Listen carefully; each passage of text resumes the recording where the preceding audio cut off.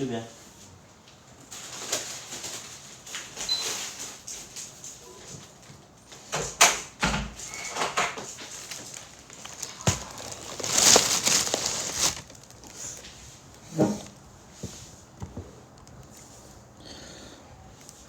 啊，把手里的钱做好财产分配，做什么理财，有一定收入。那个用户啊，那个叫用户什么什么，你，就是我觉得你说的东西都是，就你说的这个东西吧，都是特别表面的东西啊，就是你不要给别人提建议，你在给别人提建议的时候，你就是要说的具体一点啊，对，你要说的具体一点，你不要就是说人做的不对，然后你说的再具体一点，对，就我现在其实有点我很怕的一点是什么？就我说实在，我很怕的一点是什么？可能这条路自始至终都是我一个人走啊。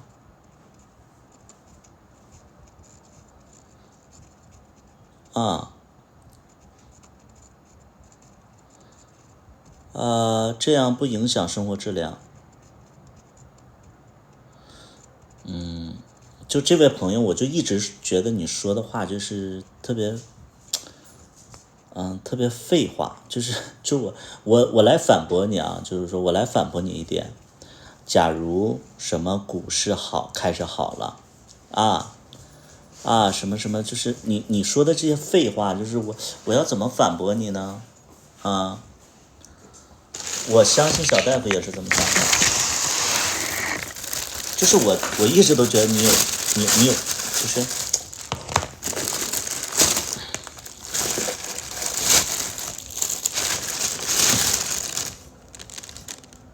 就你现实当中是做什么行业的？我想问一下，对，咱们就是交流嘛，就是你这位在给我指点江山的人，你想问一下，就是你是做什么行业的？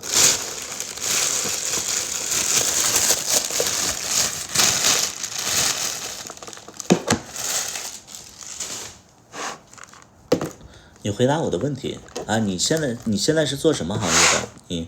你点评的这些东西，做财务管理的啊？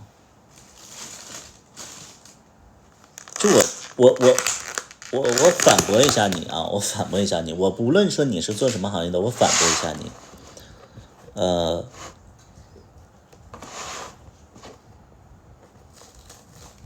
就是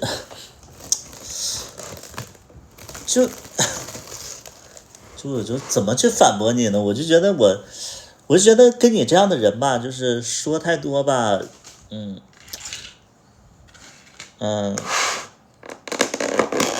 就我觉得你的主观意识比较强，所以我不知道该怎么去说，不知道该怎么去反驳你啊。就首先你，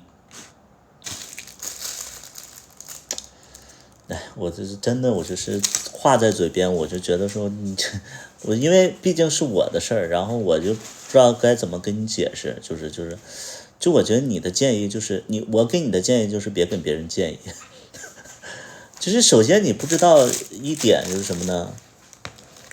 因为你可能是做财务管理，你可能是在公司上班的啊，你不知道投资是怎么回事儿啊，什么投资不投资的，这不是投资，这是你现阶段你就是要找一个事儿做啊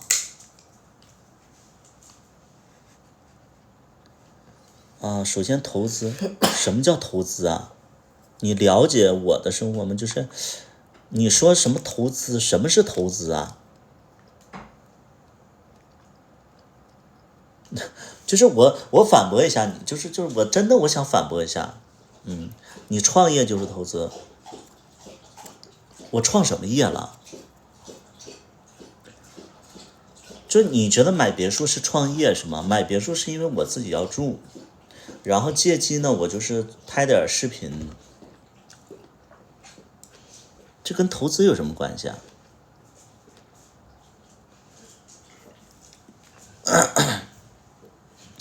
第二点，你说你不做这个东西，那你应该做什么呀？那我们不做这个东西，我们还有其他选择吗？你说的是等资金全了，你再去做这个事情。那资金不全的时候，两个人坐吃山空吗？你回答我这个问题，你就回答我这个问题。你觉得说应该等资金全了再去做这个事情？那不全的时候，俩人在那块等着吗？等全。现阶段就是没有其他收入，所以我们才去做这个事情。你不做这个事情，你就等钱来，大风刮来吗？就我觉得你的逻辑性很奇怪。除了做这个事情，我们已经没有其他地方去做了。然后你告诉我说，啊，等资金来，谁给你做什么？你就回答我这个问题。随口说的啊，我就觉得他的这个他这个说法就是完完全全就让我会觉得说，我都没有办法跟他说，没有办法跟他交流啊。什么股市炒股，你在做一个自己不擅长的东西或者不知道的领域，你怎么去做呢？啊，所以我说你进去嘛是选择之一，就是你现在回答我，除了这件事情我还可以做什么？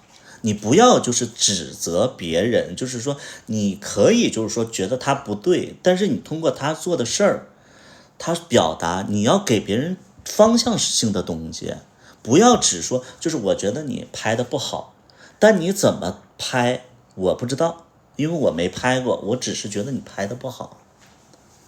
能明白吗？就是你在指点别人的生活的时候，具体的方案说出来，因为你不是最终拍板者，你不是什么规划者，能明白吗？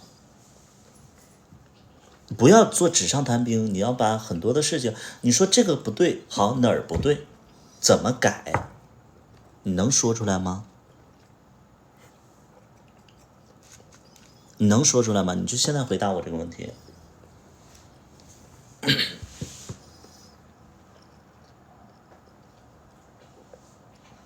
不懂，把嘴闭上，要不然我让你闭嘴啊！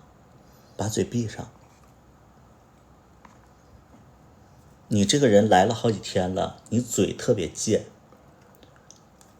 啊！你这个人就是我早就想拉黑你了，非常的不礼貌和脑子有问题。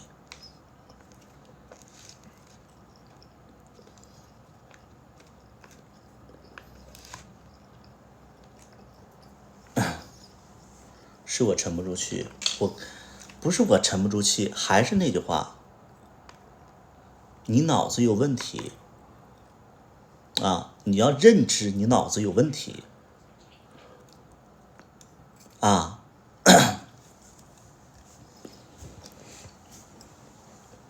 也是这么有逻辑。我其实就是一个比较辩论型的选手，就是你要跟我辩论可以，说出点，说出你的解决，你说明白了可以啊，你可以。最讨厌的是什么？就是说在那块儿啊，东扯一句西扯一句啊，湿味太重。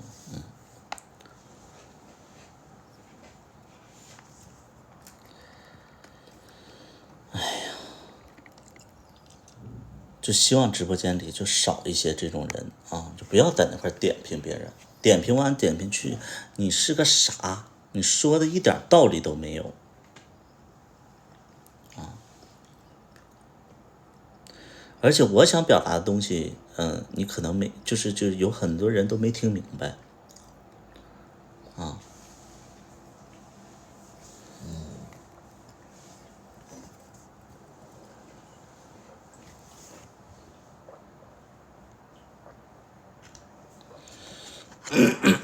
小大夫，我一直都想跟你交流一下啊。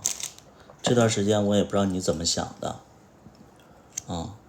你现在就回答我一下问题，你以后你怎么规划自己？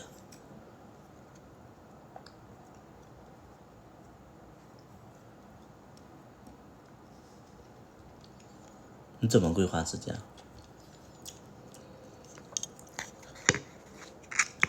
跟你拍视频啊。跟我拍视频？我希望你认真一点思考你的问题啊。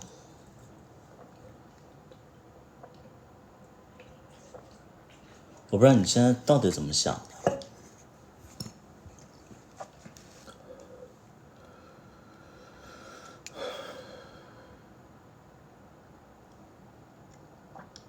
就是你对自己没有规划吗？你现在你不觉得出了问题了吗？我这段时间我都强压着怒火。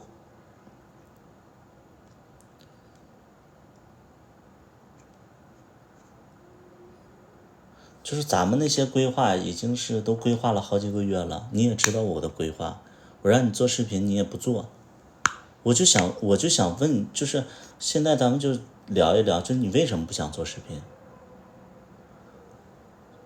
这不是聊过吗？那你说呀，我现在都不明白你怎么想的，以后你还做不做这个视频了？我那时候我不是在做着吗？你不是说我做不好吗？你怎么扯到我身上了？做了2期，我不是问你吗？问你教我怎么做，然后你说你就说，就你别做了，我不就没做吗？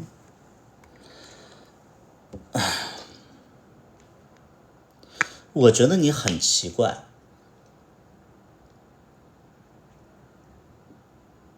你做了，然后我觉得你做不好，我说那你别做了，然后我就真的告诉你别做了，这是我想传达的东西。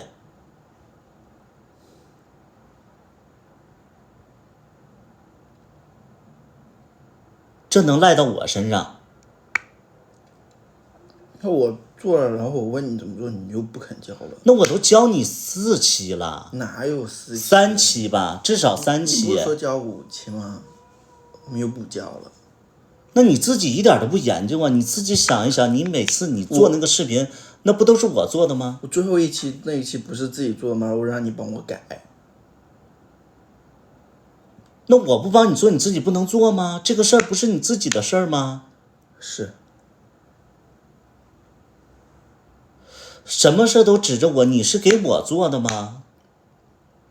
而且你所有的事儿，就好比这个事儿你不去做，你自己不去完成，我教你怎么做，那不还是我做的吗？那我要教到几个呀？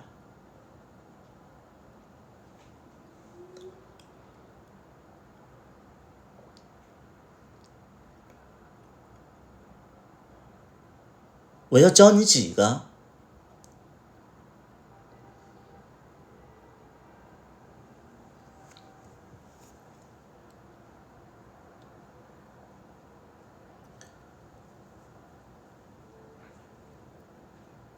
你要不喜欢，你不想做，那你就别做。我反复问你说你喜不喜欢，你想不想做，你又说你想做，做的时候没有积极性，现在又怪我。那你到底想不想做呢？这个事儿你想做的话，你是不是你得自己钻研呢？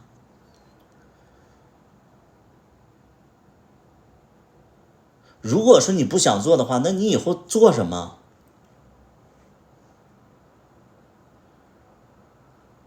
一件一件咱们解决这些问题。这视频你拍不拍？你喜不喜欢？没什么不好说的呀，你天天好像我逼你似的，你也不怕我。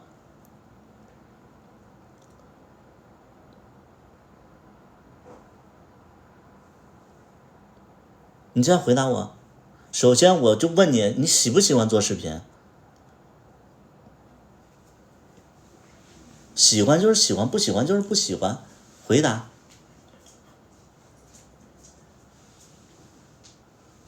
这也回答不出来吗？还好吧。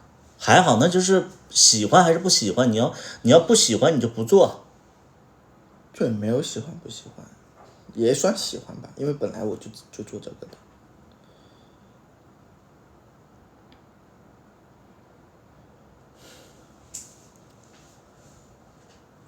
那你就代表你就不喜欢呗？你不喜欢，我当时问你的时候，你为什么不说呢？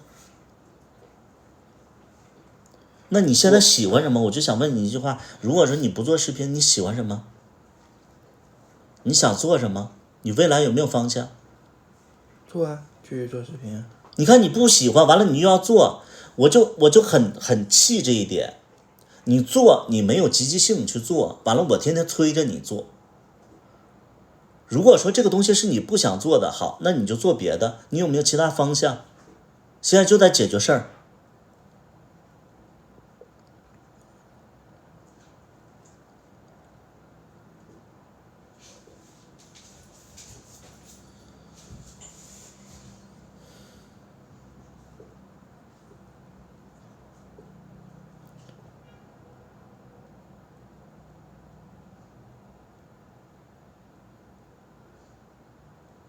回答。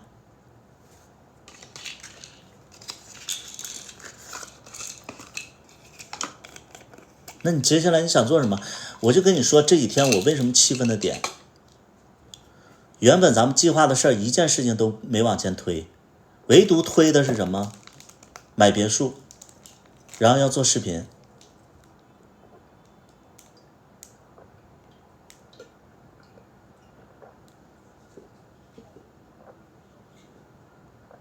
做视频也可以。我第一个气愤的点就是，你看这段时间节省一点啊，节省一点，我就感觉你情绪老大了。我有什么情绪？你有什么情绪你自己不知道吗？我不知道。那你为什么今天要买眼镜，明天要买那个这个，明天要买那个呢？我只是说说而已，我又没有你说说，你当真不知道那种感觉吗？人家在那块忙的要死，然后在那块省吃俭用的，这个时候你说买眼镜、买 iPad、买苹果手机，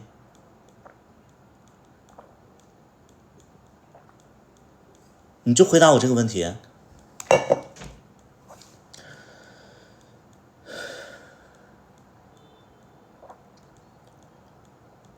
就所有的节省都是为了拍这个东西。就你这个过程当中，你看你这两天这一段时间，就你说说你最真实的想法，你到底是怎么了？为什么在这个节骨眼提这么多要求？我没有觉得这要求，我也没有打算说。你就说说而已。对啊，我真的说说而已。那你知道这个压力多大吗？我们难道省吃俭用就是为了买这些吗？那我不知道买别墅吗？是知道买别墅，那你为什么这个节骨眼你要说这些东西啊？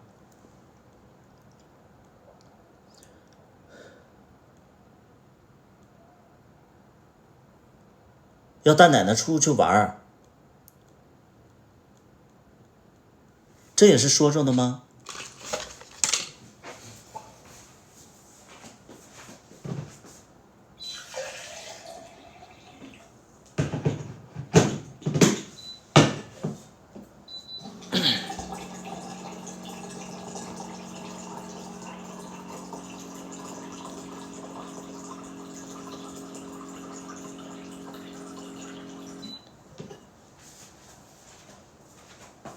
咋的？你不说了？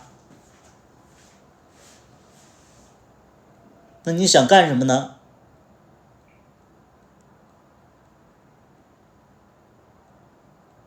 我告诉你，最终只有一个结果，所有的事我自己做的，你又没地方，你又什么都不做，那两个人怎么在一起呢？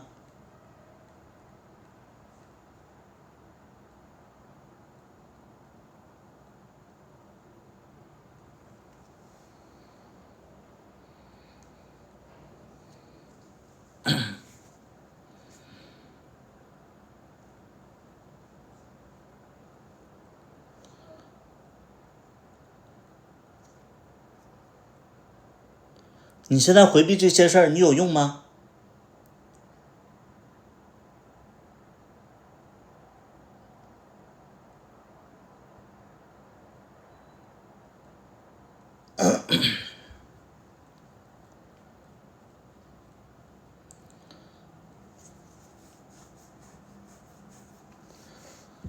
好了，图图，别越讲越偏激。我偏激什么了？我哪句话偏激了呀？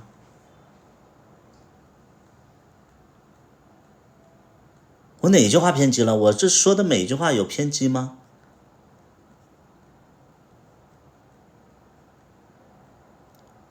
不是在解决问题吗？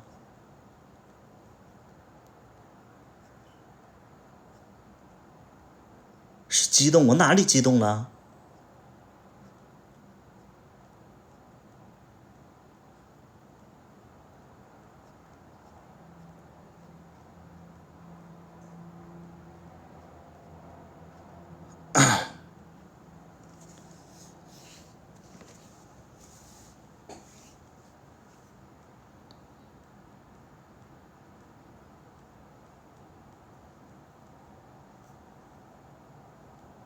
就是激动，我哪里激动了？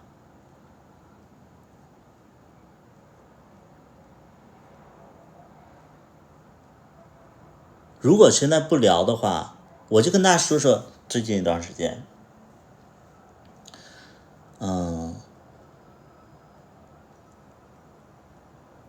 最近一段时间就是我说句实在话啊，说句实在话，买房子这个事情其实影响不到我们生活，影响不到我们日常的生活水准。但是我们得尊重买房子这件事情，就是我们因为买房子这个事情，我们自然而然要节省。你们能懂这个观念吗？我们不能说这个时候你买完房子，然后你还像之前那样生活，因为买房子一下就是花了很多很多钱。我买这个房子，自然而然我也有这个能力，我去买，你能明白吗？但是我们买了房子，我们就得去稍微去节省一点，我们就是省点钱，然后以后多在这个装修这块多花一些钱，这样才能带货，才能去赚钱啊！这是我们一直以来的规划。但让我非常生气的点是什么呢？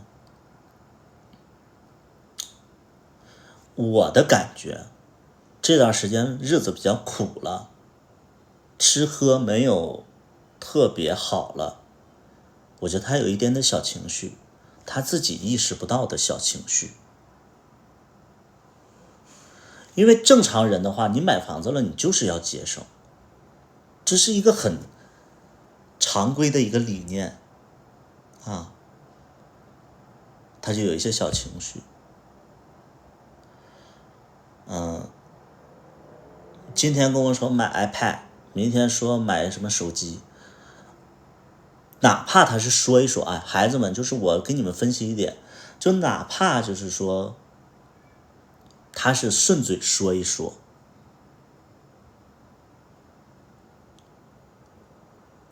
就让我有一种什么感觉啊？这个节骨眼他非得买这玩意儿干啥呀？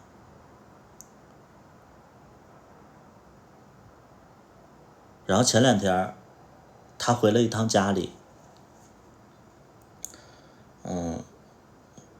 就觉得他家人对奶奶不是特别好，我特别能理解他跟奶奶的这种关系。奶奶就是跟他最亲近，然后他回来以后，他就因为这个事情他就比较生气，就是他家里对奶奶不好，就说想带奶奶出去旅游想去北京旅游。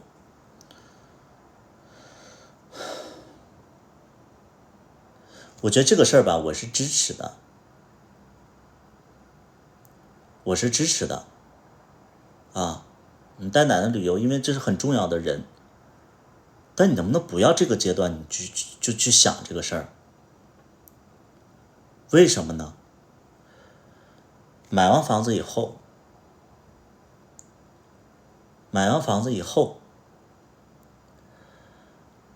会有很多很多的事儿我要处理。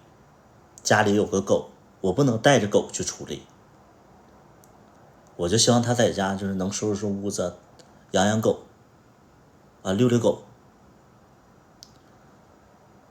他这个时候要出去旅游。你们就这个事儿，无论说他做没做，就现今为止，我就觉得说所有的事儿好像就是我自己的事儿，他没想跟我一起走，他没想着跟我一起走。比如说节省这个事儿，他没想着就是说，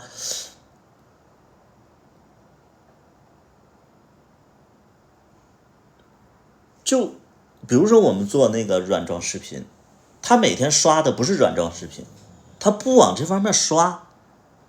那你说你不往这方面刷，俩人没有方向，没有一起的方向。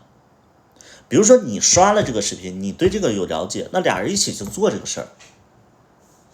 再说了，你现在不做，那你们就想一想，每天小大夫也没有其他的事儿，他在家干什么呢？对象在这块忙得要死，他在家一躺着，那这俩人的距离不是越来越远吗？你们能懂这个观念吗？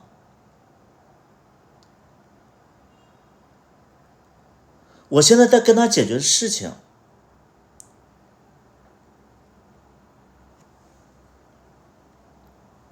狗可以放在宠物店。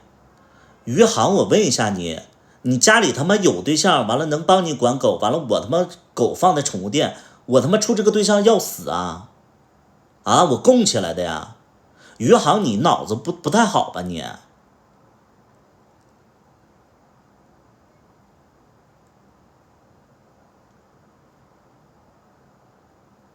你是脑子有问题吧？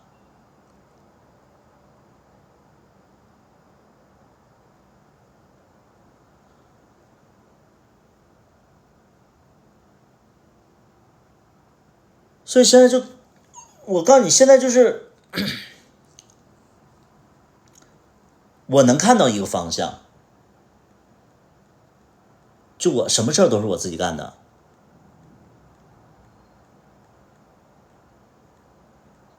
然后他会觉得说你什么事儿都不带着我，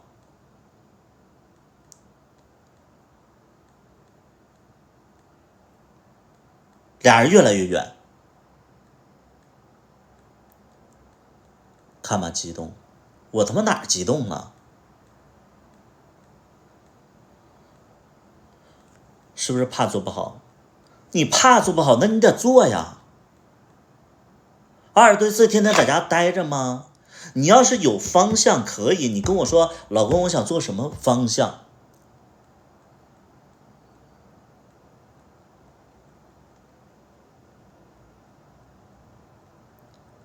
我支持你去做。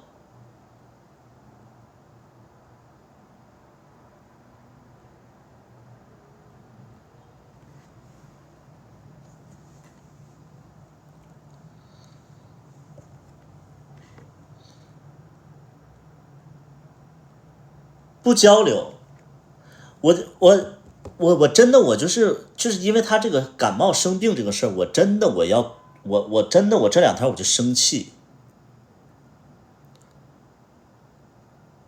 我都不知道该怎么说能让就是别人能感同身受的一点。我们都在节省啊，就这段时间我们确实在节省，但其实这个节省是我想养成一个习惯。养成一个什么习惯？就是说，我们买房子了，我们就是要节省。那个家家户户不都是这样吗？就算是不影响你的生活，你的面子上你都要节省，你心里才能舒服，对吧？这是第一点。第二点，深圳的天气逐渐的变冷了，我就说别开空调，在他眼里可能这是一种节省，但说真的，是因为真的冷了。我一说不让他开空调，他就热，他半夜他就热。那好，那你开吧，开了我就得出去睡，我就得出去睡，出去睡他开空调睡，发烧了，发烧了，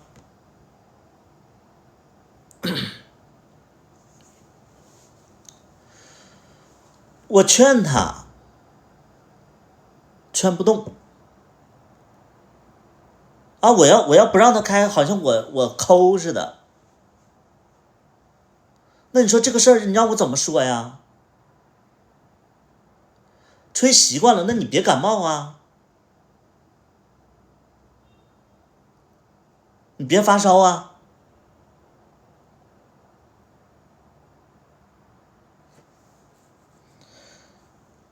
你发烧了，我现在我就跟大家举个最简单的例子，昨天还是前天，我出去那个就是上新房子那去处理事儿去，他发烧了，我半夜我就，因为你们知不知道，就是说我是95号汽油，我从深圳到惠州我来回跑，你要不发烧，你能给我遛个狗，或者说你不发烧你不生病，我都不会担心你，我晚上我就在我妈家住了，因为我妈家在惠州。我就在那儿住了，我能省点油钱。结果他这个时候发烧了，狗遛不了，完了自己在那块发烧，你说我能不担心吗？我这又从惠州来回跑，来回三个小时。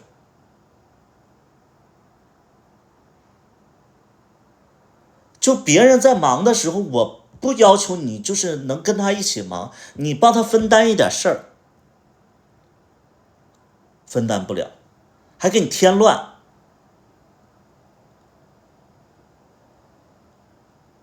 你不管他，不关心他，你要管他，你真生气。那我怎么不发烧呢？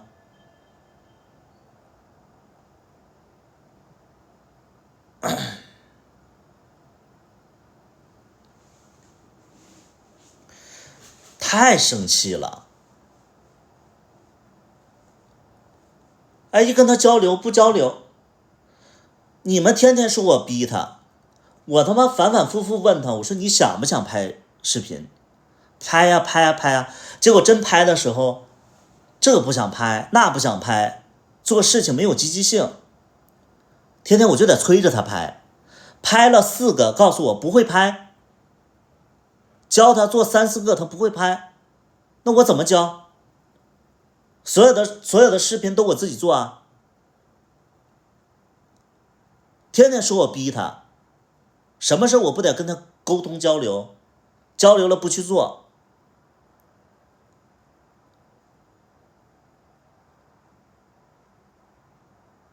那这么下去啊，这么下去不就是我自己在做我自己的事情，他觉得他被边缘化了，他一整就是有这种想法。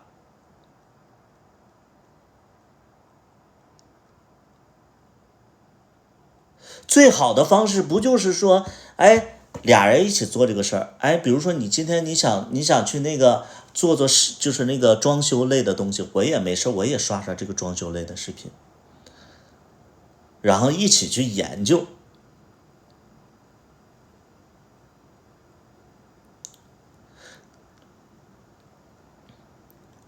因为我们6月份的规划就是做这个东西，你现在11月份了，他一点都不懂，那未来的参与感你是不是没有啊？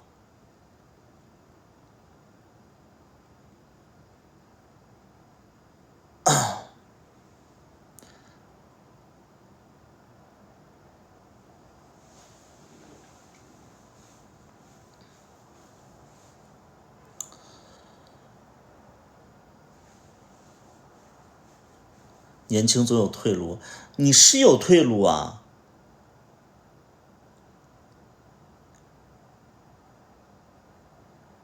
我就说实在的，我有的时候会累啊，你就想想，比如说就是这个遛狗这个事情，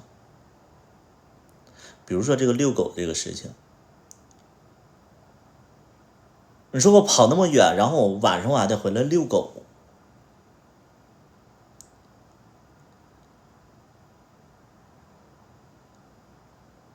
那要是这样的话，那你说我就随便找个人帮我遛了得了，那随便找个人帮我遛的话，那小大夫他心里又怎么想？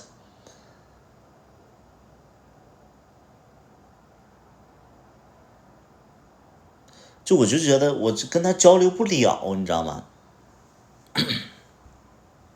一天不溜怎么了？哪儿出来个傻逼？一天不溜怎么了？你是脑子有问题吧？你一天不溜怎么了？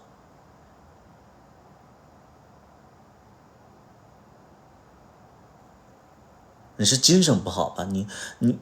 你精神不好，你别发言。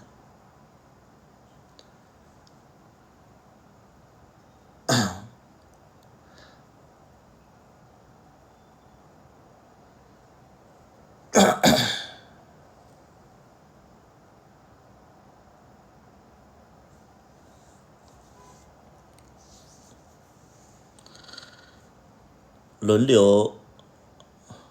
流溜了，这个1万你脑子也不好吧？什么轮流溜一起溜喽？现在他妈不是说遛狗的问题，是你在忙的时候得有个人遛狗，你脑子不好吧？我就发现直播间里有一些人脑子真的不好，还轮流一起遛。你他妈忙的时候，你家里有他妈闲人，你他妈一起遛，轮流遛。脑子不好的别看我直播，你看不懂啊！这不是骂人，这就是你精神不好，你在外边忙，完了你还得赶回来遛狗，跟他轮流遛。他可能刚进来，不是他一直在这个直播间里，这是个傻子。不是他一直在直播间。叶小阳生气，不是啊，我不是真生气啊，我这直播就是这样啊，我傻了是不是？就有的人他，哎呀，他直播他看不懂，因为他没遛过狗，他可能说轮流遛，他一直在我直播间里，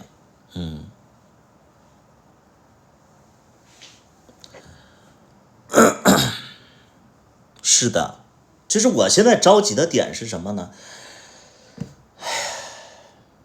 就是他这不想做，那不想做，他自己又没有方向，没有方向的话，我越走越远了，他还不跟着我走。你们能懂吗？就是你看他视频他也不想拍，他未来他也不知道他做什么，然后我做的事他也不参与，那我俩能在一起吗？你们就寻思这么个事儿。你贤内助你做不了，你自己的方向你自己也不去做，跟着我一起做你也不跟，这是不是个问题？你们回答我，我着急是这个。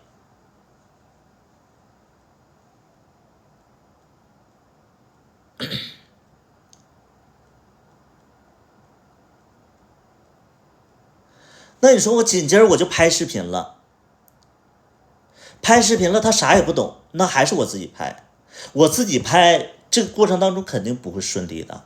你想想，就是说那个拍视频，然后就是说每天就是做这些视频什么的，那就是我一个人再去完成，他想加入他都加入不了了，他心里就会有就会有那个那什么了，就会有一些想法了。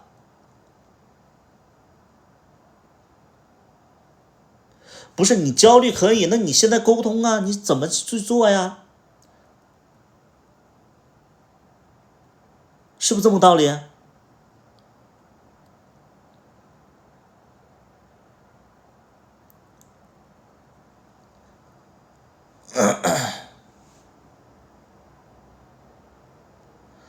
他辞职的时候就是我给他规划，就是说一起拍个视频，拍视频，我不给他出了几期视频了吗？三四期了，让他做他喜欢且擅长，他没有啊，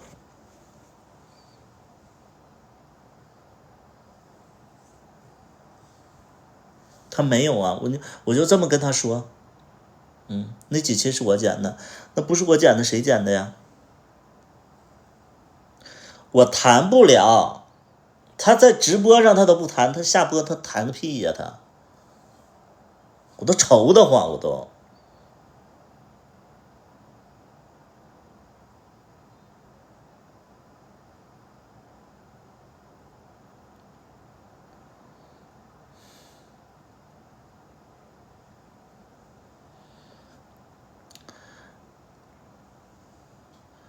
你教他批评太多，没有相信和认同，所以他他什么太偷反抗，他在偷反抗。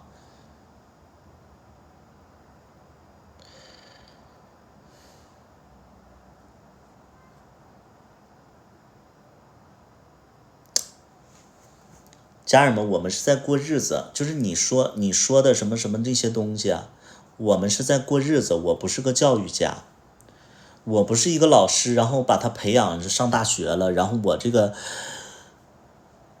这不是我的，这不是我的职，这不是我的工作，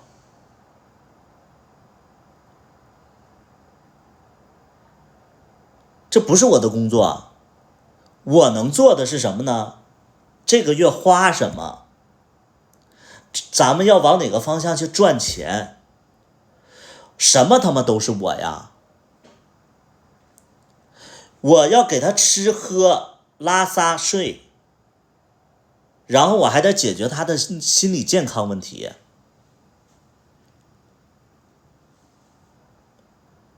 我是干什么的呀？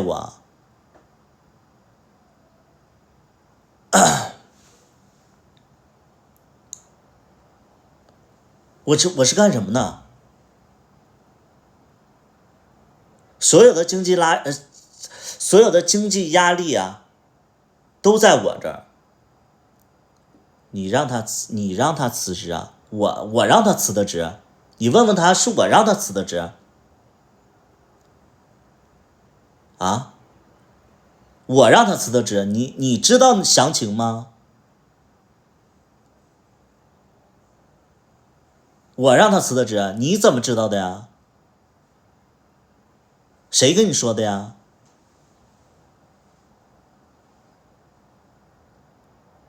我让的，你听谁说的？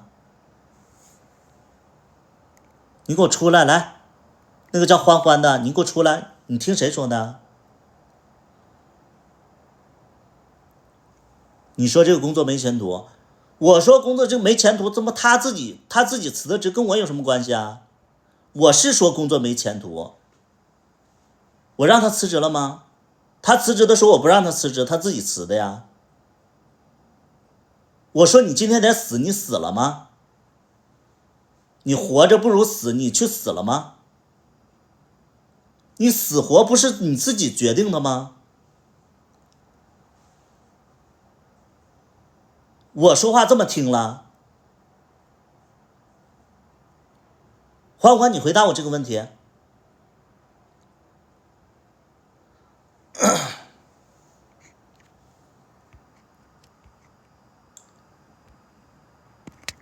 你把嘴闭上。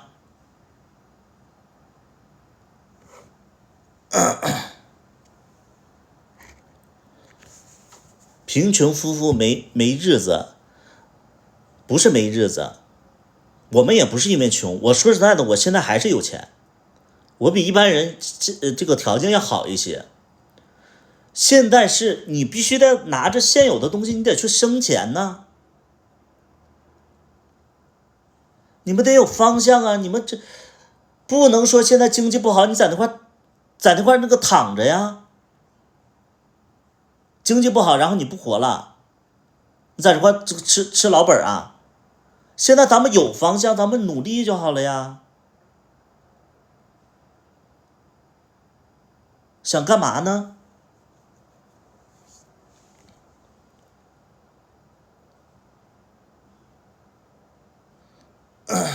主播在说谁？没谁，慢慢看啊。冷静一下，看看有没有想法。没有，他就没有想法。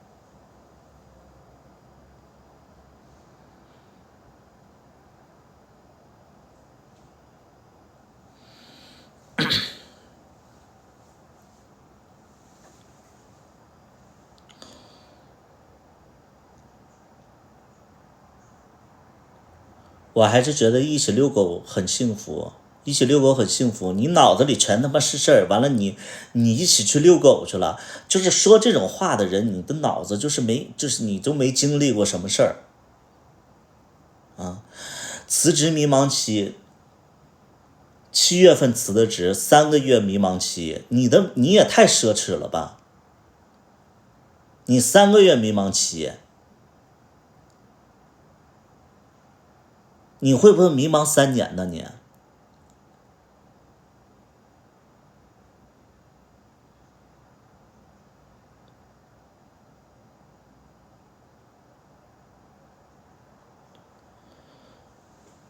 就我现在我气的点是什么？我现在对小大夫要求其实很简单，你要是想发展自己好，那你说你做什么？你得有一个想法。你想做视频，做视频；你想做别的，你跟我说，咱们做别的。你想考试，好，你就说跟我考试。但是你做这些东西，你是不是得帮我分担一些家里的一些事儿？你不能今天说啊，那个想带奶奶出去旅个游，明天说，哎呀，我眼镜都坏了，怎么样？我经常跟他说一点，我说你一天你赚了钱，咱们去花；你不赚钱，咱们节省花。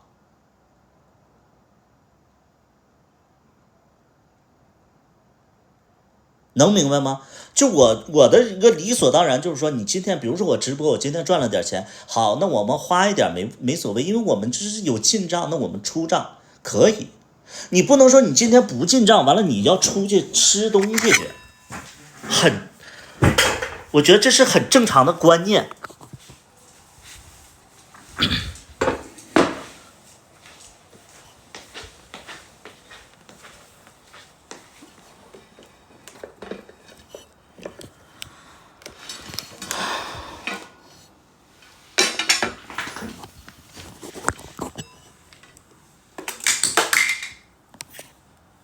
就这个观念他也不认同。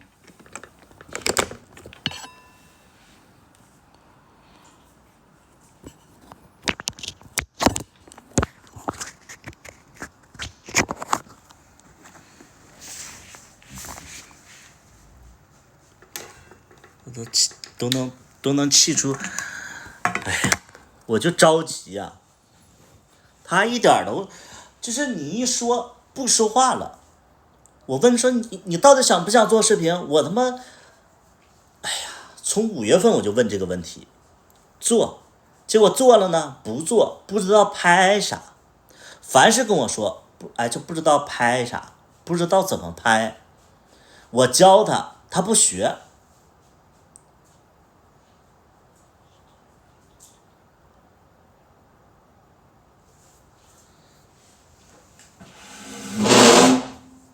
就生气。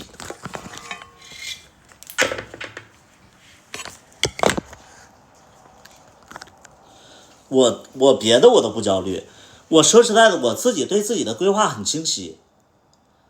我焦虑的是什么？那你这么搞的话，你以后还会出现吗？啊？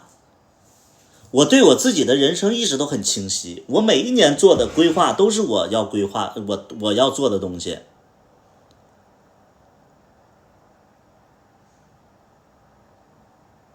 那你呢？我给你规划的东西，你可以不去做，你不做，你就不做，你不做是不是跟我越来越远了？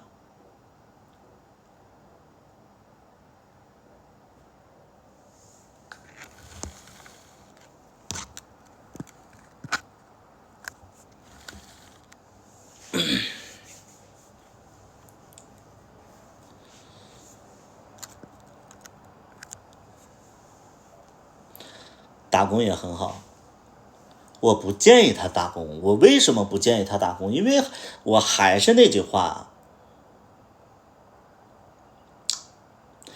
他现在出去打工，其实他赚的就那么多。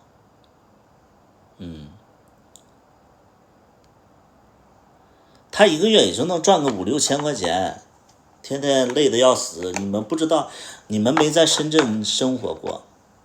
一个月5000块钱，996，周末还他妈莫名其妙，就是说不定还要加班，天天通勤跑得累得要死。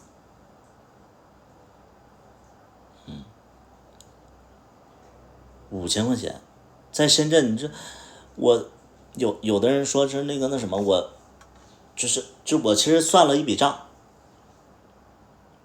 对，我算了一笔账，就是我为什么就是说，一开始我确实是我会觉得说我让他辞职，就那个杨洋，欢欢，那个欢欢啊，那个欢欢说的，说是我让他辞的职，这个过程吧，是一开始我确实让他辞职，他不辞，不辞，我就说那行，不辞吧，不辞我就给他买一辆车嘛，买了车之后呢，然后我俩后来就是他自己有想法要辞，我说那你决定好了，我说你辞还是不辞，我说你不辞也行，但是呢，我就作为对象，我就给他梳理，我说你们这行我也不知道你们这行到底有没有前途，我说你一个月能赚多少钱？5、6千块钱，能存多少钱？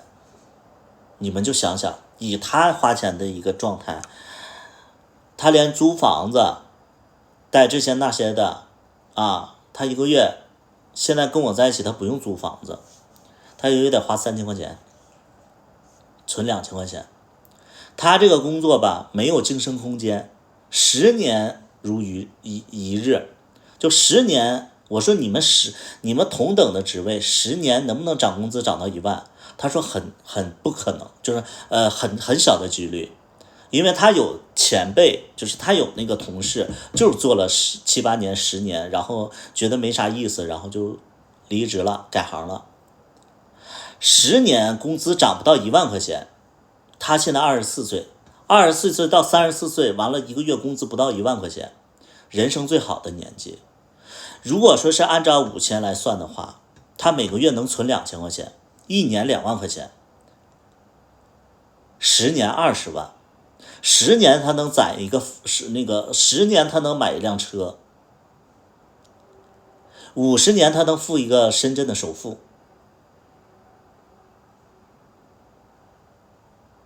，50年他能付一个深圳的首付。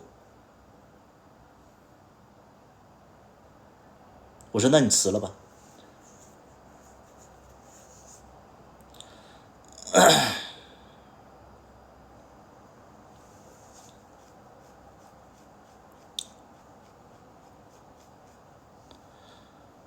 深圳挺好的，不是那个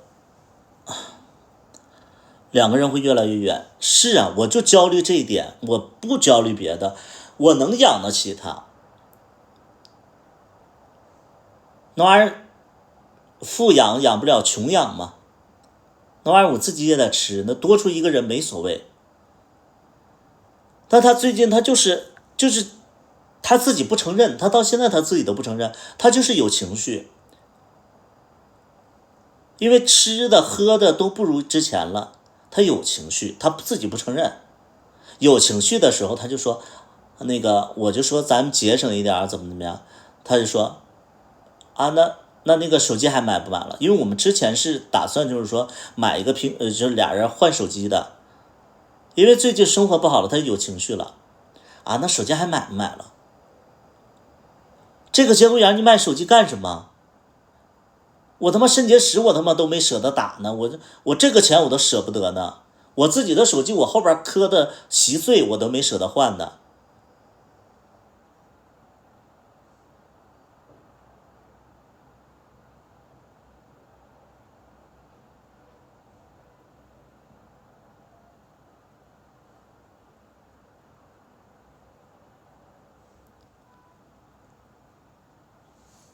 完了，你一跟他说，他说我说说而已。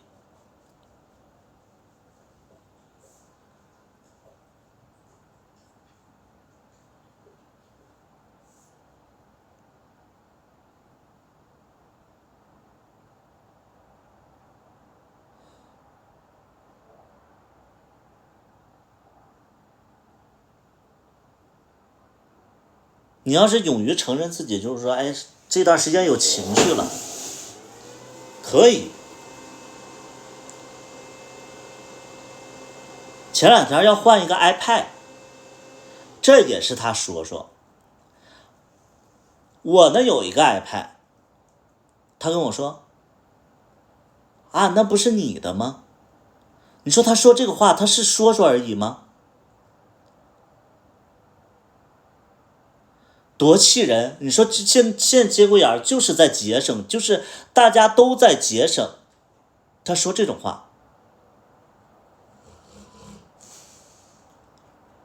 让你这个心，你就会觉得说，好像所有的事儿好像都是你自己的事儿，跟他没关系。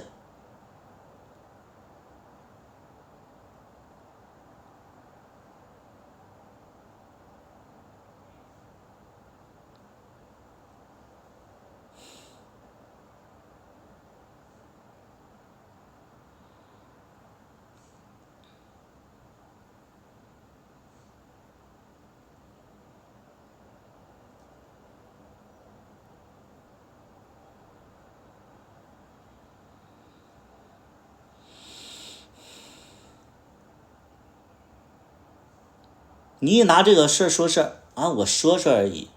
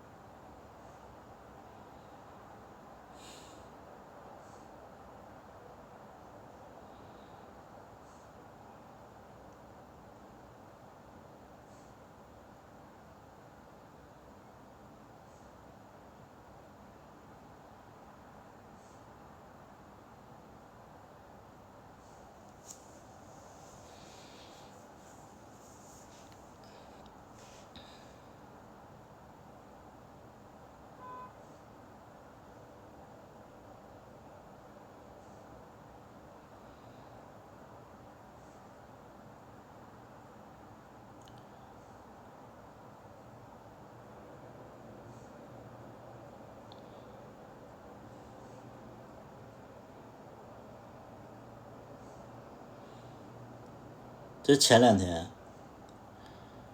我因为啥事儿，然后我就累的睡着了，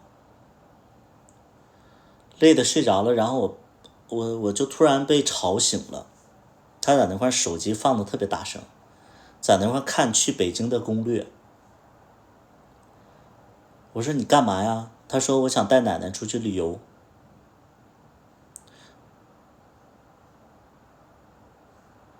就你们知道那个心情，想出去旅游可以，我没说不让你去旅游。就是你穷游嘛，你5、6千块钱可以，这个咱们能拿得出来。你们要相信百里屠夫还有这个钱，也可以让他。但是眼睁睁的看着，就是这段时间我这么忙，可能要装修，这个时候你看旅游干什么？你不能过一段时间看。你一说啊，我也没说现在出去，那你现在着急看什么呀？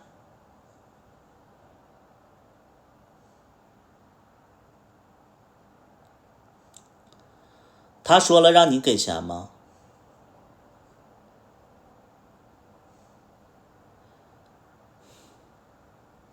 那个叫欢欢的呀，你能不能滚出去？我都懒得跟你费口舌。那个叫欢欢，你能不能滚出去？我俩在一起他妈只有我他妈有钱吧？他存了一点钱了吗？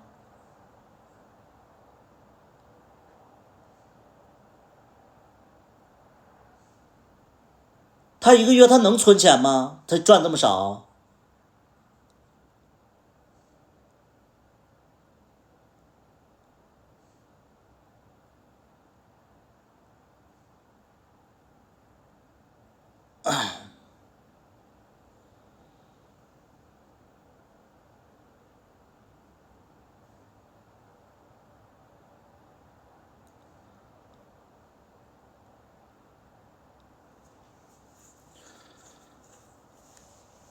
我找什么沟通方式？我现在就这么说，他都不跳出来。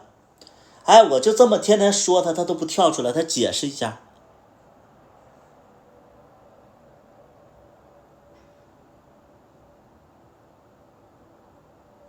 啊，我就这么说，他都不跳出来。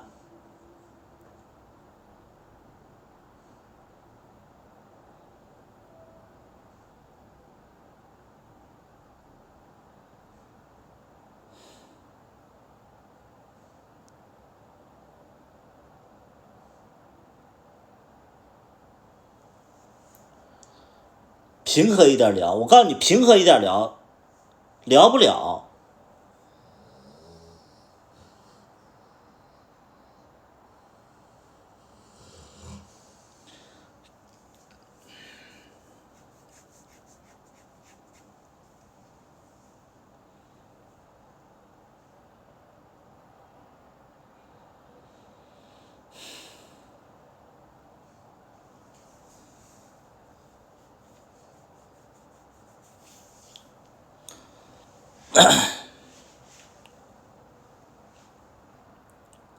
真的是，我就觉得无语啊，真的是无语。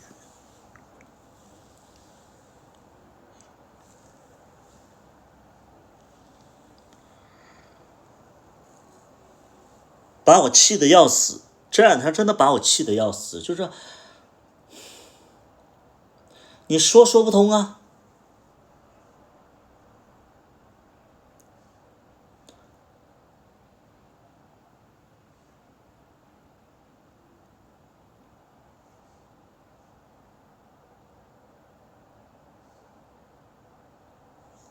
把自己说红了没有？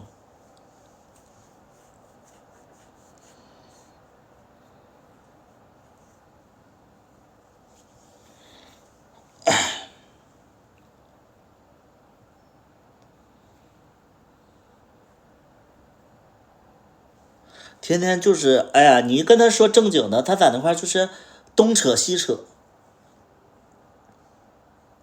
你一说正经的，他就东扯西扯。一到说真格的，一句话说不出来。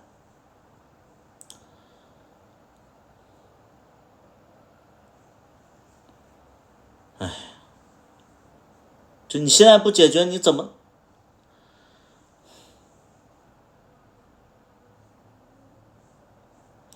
你就是对方一直发脾气，你就拒绝沟通。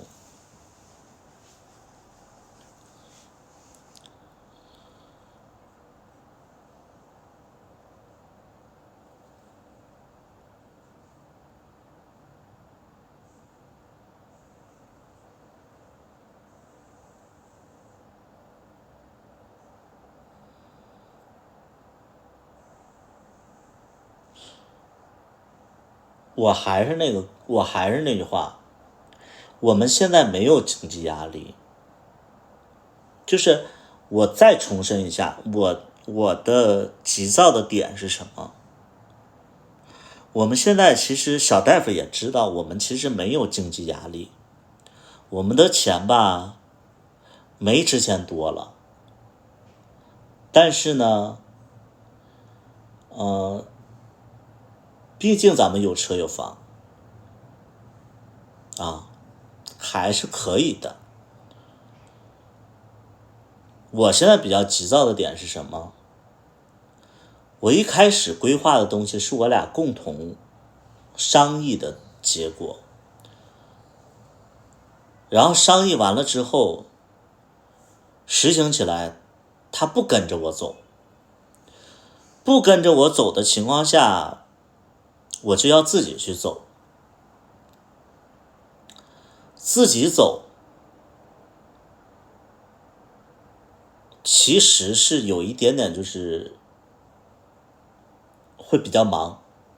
忙的时候，你可以不跟我走，你可以原地踏步走，但你能帮我分担一点，分担情绪，分担家务，这都可以，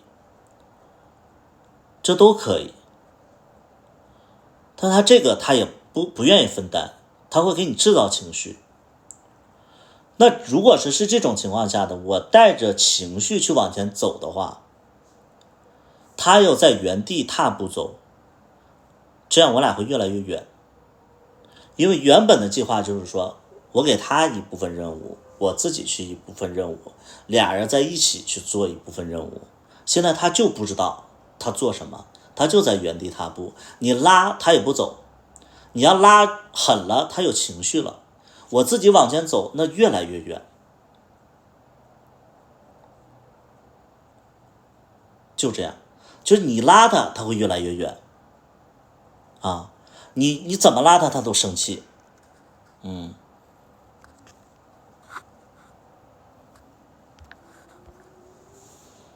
所以就是越来越远的话，就面临一个问题，就是分手。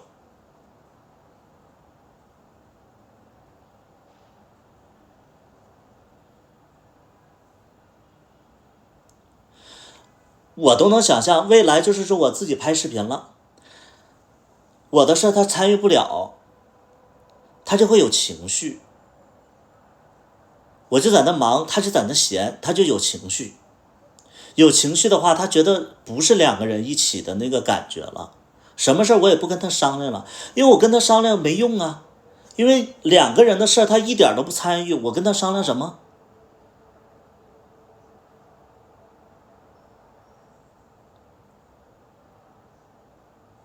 他就会多想。多想的时候，我自己忙得要死，我还得照顾他情绪，我还得就是安慰他，安慰他，他还是跟不上，这是我焦虑的点，我就很焦虑。什么是你参与啊？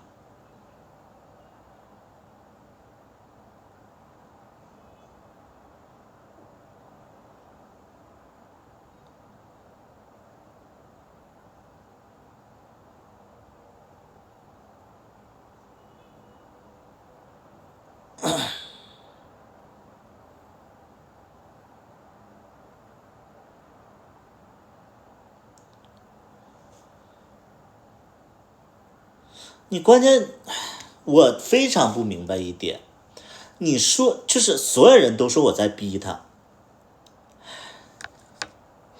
拍视频，我是反反复复在问他，我真的反反复复在问他，我说你能不能拍？你想不想拍？想拍，真拍不拍？不拍也行，你参与我的事儿也行，你又不参与。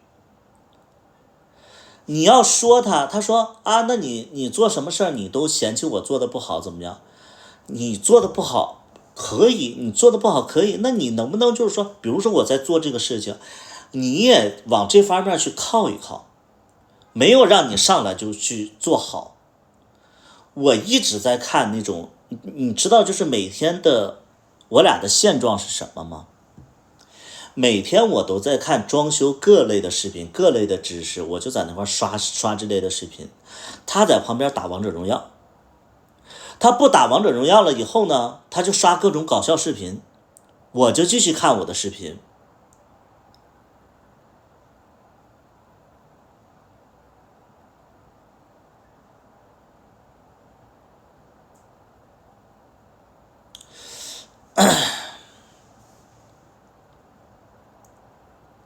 那俩不是越来越远吗？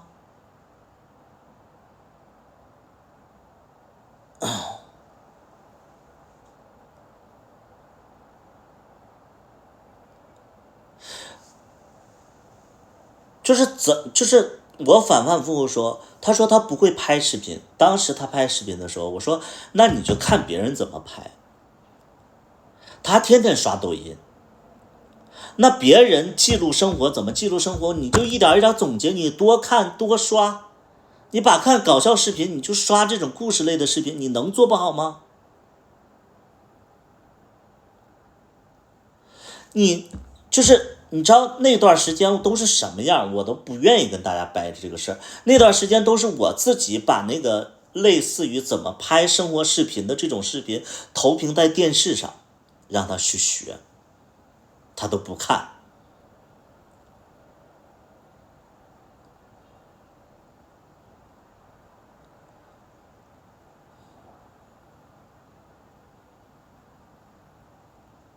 我还怎么教？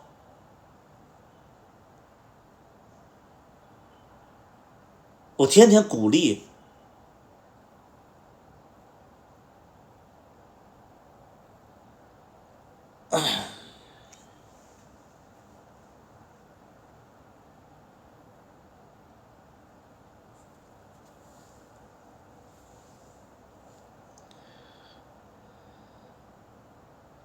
你光靠爱情，你光靠我们跟你们的那个爱情的那种想法是不一样的，为什么呢？我们已经度过了那个，就是恋爱的初期了，肯定以后要有共同的方向，能进入到人生下一步。你这个时候每天爱不爱情就是挂在嘴边，没什么用。其实每天我的压力，你们知道吧？每天我的压力，我都希望他能懂这点压力。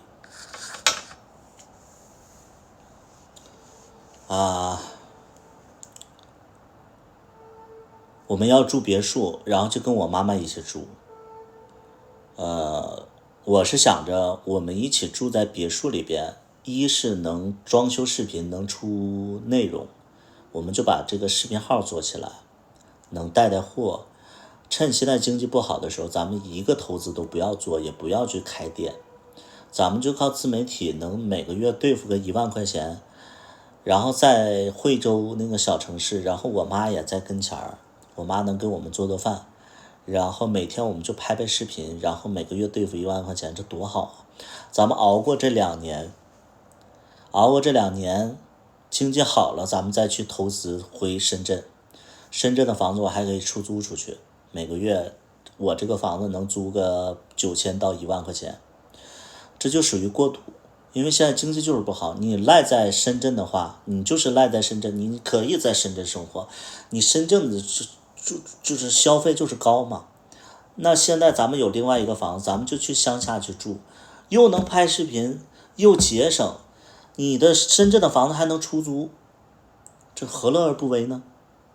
就等度过了这个危难时期，咱们2年之后杀回来，想做啥都可以。但是你们知道我要有另外一个压力是什么？我要去跟我妈妈一起生活。我有个小侄女，我这侄女吧5、6岁了，啥都懂，而且呢，这个小侄女，那为什么她在我妈这住？因为我妈妈是她奶奶，所以这孩子就一直在这边。在这边我都坚定的，我跟我哥说，我说你们得把孩子领走。这我都觉得说小大夫要听到这句话他都有压力。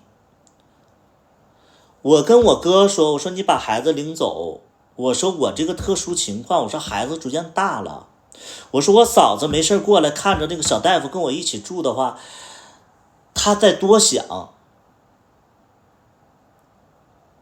我说这孩子不能放在这儿，我说孩子大了得需要那个父母的那个教育了，我这就当着小大夫说的。按照正常人来讲的话，小大夫应该有压力，也知道就是说老公对她好，到哪儿都就带着她我老公为了我，然后那个就是把那个就是他侄女都赶跑了。这你起码你就是能懂这个利害关系，你就努力点。你们想想是不是这么道理？那小孩5、6岁，天天看着家里有一个叔叔在自己叔叔家里边，那小孩子能不懂吗？那我嫂子没事看孩子过来，她能不懂吗？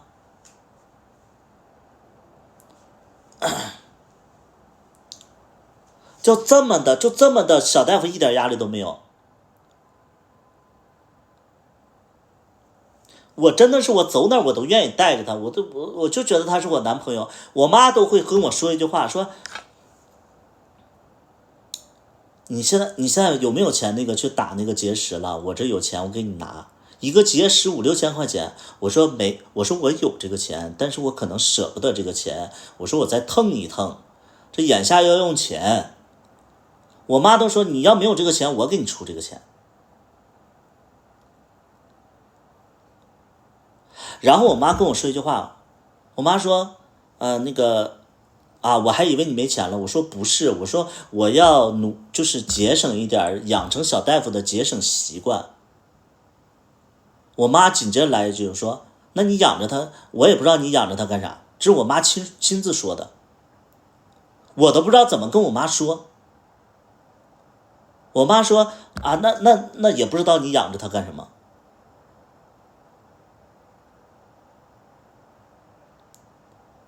因为我跟我妈说过，我说我住别墅，我要带着小大夫的。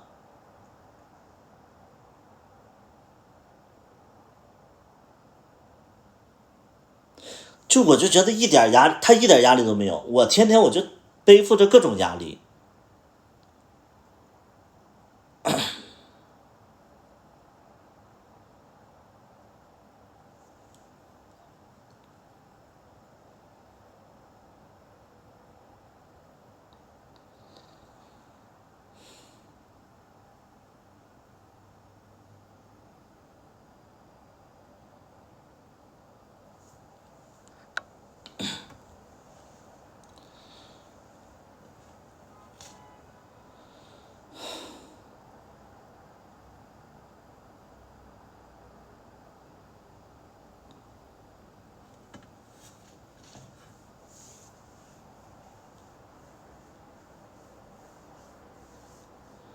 你跟他说呀，我这跟他说呢，他在里屋在那块就是听不见似的。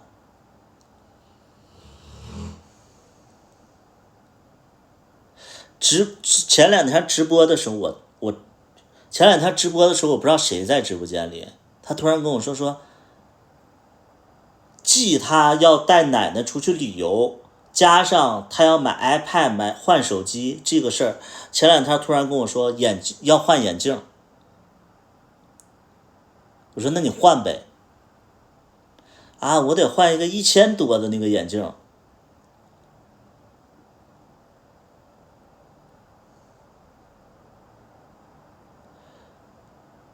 我的意思你换呗，你不用跟我说。你说这些东西你想干什么？你就想试探我吗？因为你有危机感了。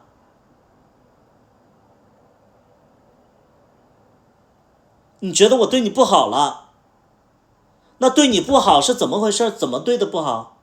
对你不好是因为最近买房子了，生活是稍微节俭了一点，这是对你不好吗？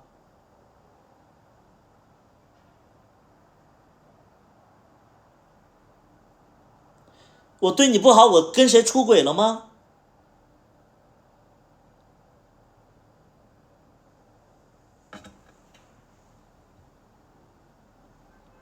你真的生气，你就是。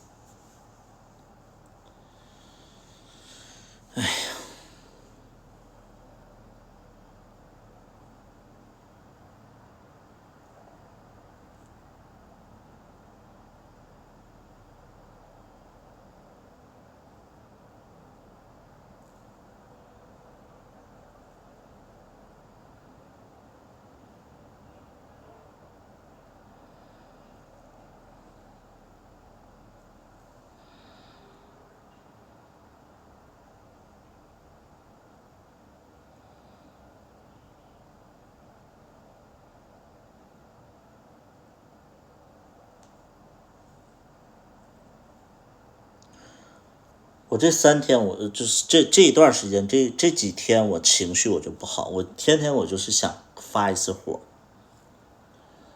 就说他怎么这么，这怎么，哎呦我的天呐，这段时间就是跟疯了一样。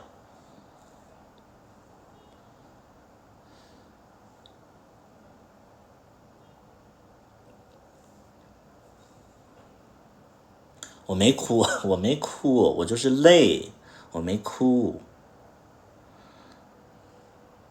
哭啥呀？我就是单纯的就是说觉得累，嗯，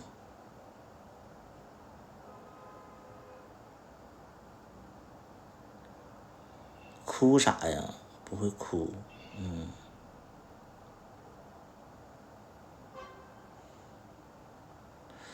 装修停一下不行吗？我停干什么呀？我现在不就是在做自己的事情吗？装修停一下是什么意思啊？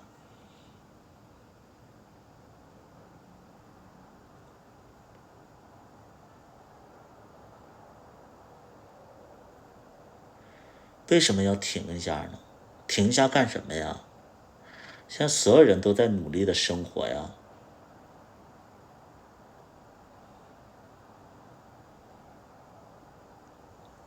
小大夫还是很爱你的，光爱有什么用啊？你们要想象一点，就是我一切我都是为了生活，但是我跟他提所有的要求，他都会理解为就是说不爱了。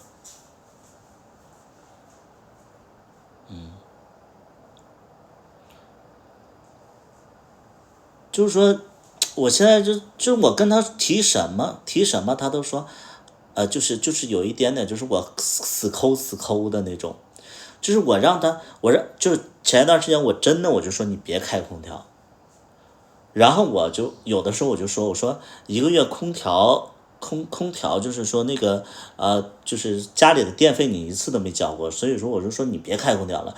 其实我也是想表达，就是说天气也没必要开空调，而且他开空调特别冷。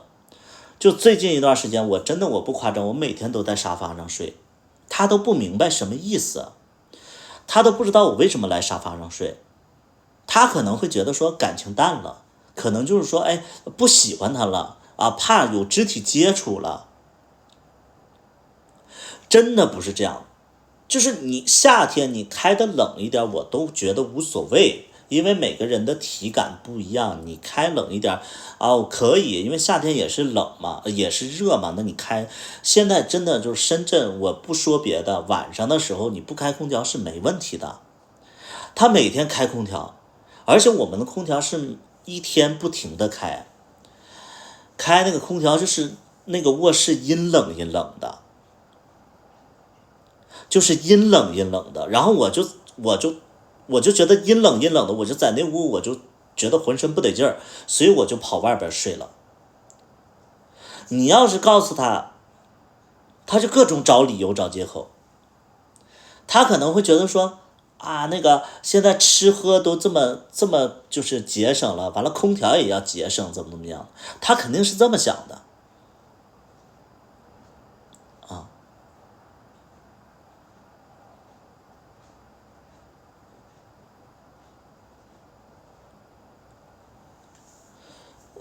现在开那空调，本身我们这是北朝向，哎呀我的妈呀，那屋就阴冷阴冷的，我就无数次跟他说，我说你开窗户，你放一放这屋的那个阴气，就是真的阴冷。你说不听，完了结果前2天发烧了，完了他就在网上说什么这是什么变异的那个病菌，我说你连门都没出，你哪来的病菌？我说你就是空调开的冻感冒了。他跟我说什么变异病菌，你出门了吗？你变异病菌啊？你什么时候感染的病菌？家里有病菌？你都说不清楚，你都是跟着这个，哎呦我的天！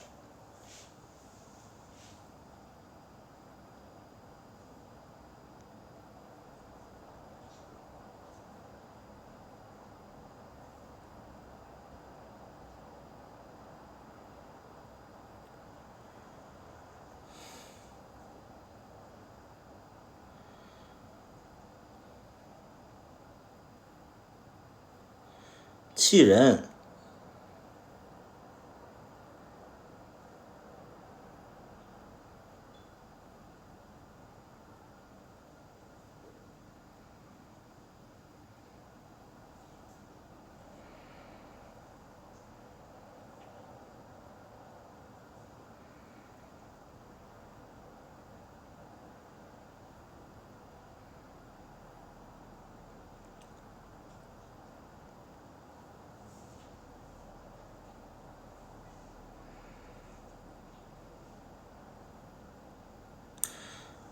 我没有说我没有说空调的事儿，我在说的一点就是，他可能因为开空调，然后导致了我来客厅睡，来客厅睡，他就心里就有一些想法，完了我跟他说了，他还听不进去，然后紧接着呢，你说我这段时间又忙，然后他还发烧了，发烧了我还得折回来照顾他，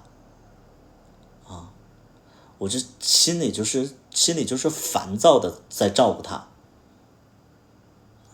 下次自己说出来，我一直在说，我跟他沟通，我现在跟他沟通不了，他凡事他就觉得我是抠，他就觉得说，就是他就会觉得买完房子以后我就各种节约了，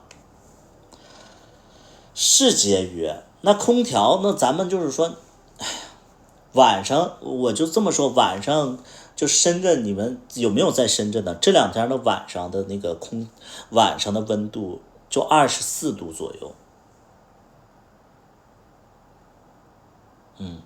晚上现在深圳也就23、24度。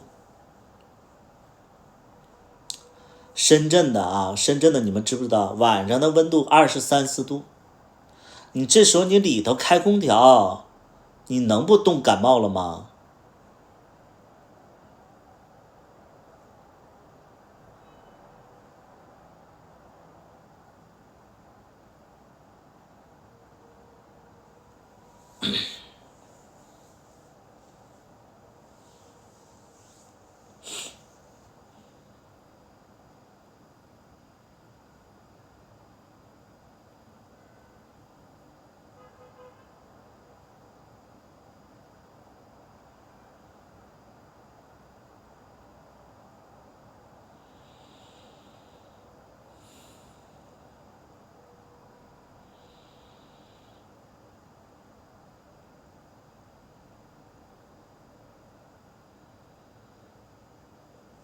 我现在就，我现在也不是说，哎呀，我现在就是急，我就觉得说，哎呀，沟通不了。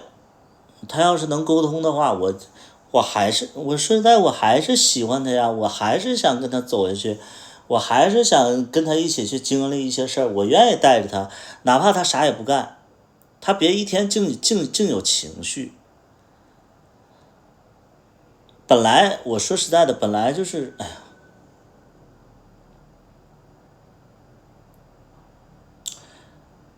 就是别人都不知道，我跟他在一起之后，其实我经济情况就是越来越差，因为之前还有戏拍，有投资人，有一些钱进来。我之前买房子，我其实连考虑我都不用考虑，我就随便买。跟他在一起之后，投资没了，我就说的很现实，就是你们问我为什么不拍剧了？因为没有人投资了。为什么呢？因为你在谈恋爱，投资人不会投一个已婚的人，你们能懂吗？就比如说，一个粉丝，你比如说赵露思，他要是结婚了，他跟不结婚两种事儿啊。对，所以我现在就是经济没有那么好，然后我前段时间我就是还没有意识到这个问题，我就去看了一个深圳的1000万的房子，我就说那我想买，因为我没有深圳的那个住宅，我这个都是公寓。结果突然发现我就是说没什么钱了，我就真的非常非常可惜。我之前的能力是，我想在那儿买我就买，这贷款嘛，我就能买。结果这个销售就不死心嘛，因为这个销售也是在我在他手里买了2、3套房子，这个销售就一直认为我有钱。前2天又带我去看那个盘，完了我就先带小大夫去，我就说那带小大夫去，然后去看看豪宅是怎么样。1000万的房子嘛，在那个深圳的市中心，也不算豪宅，但是就跟普通住宅是两回事儿。我就先带小大夫去看一看，小大夫也要去看。看完了之后，确实很好嘛，确实咱也买不起了嘛。我就寻思小大夫看完了以后压力应该很大，因为他眼睛打开了，他就觉得说这豪宅咱们现在买不起，以后努努力啊，节省一点。没有，他一点都不放在心上，他一点都不放在心上，他觉得这豪宅买不上就买不上。其实我无时无刻我想改变他，我想让他有一点点危机感，或者说让他有一点的上进心。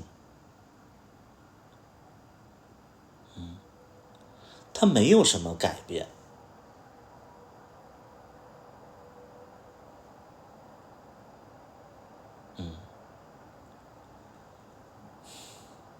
愁得慌，我不知道该怎么拉着他，我拉着他，有的时候吧，我说实在，很多直播间里有很多人说的没问题，没毛病。我觉得你可能要的太多了。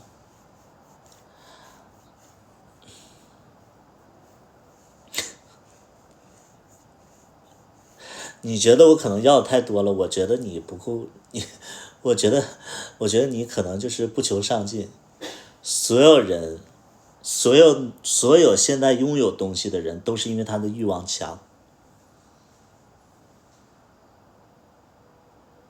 你觉得我要的太多了，你想想你什么都没有的时候，你是不是觉得自己要的太少了？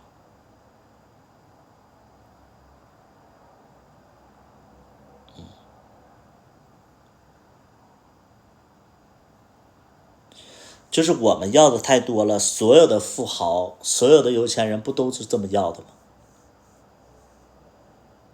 所有人都是这么有的钱。你们记住了，所有有钱人都是要的多。换个思路，一个月给他点钱。我不跟大家说过吗？我给他买了一辆车，买完的车钱都在他那儿，20多万都在他那儿，里边扣除他要还的贷款14万，他现在还有7、8万的钱。我哪是一分钱不给啊？我啥时候一分钱不给了？我是有多变态啊？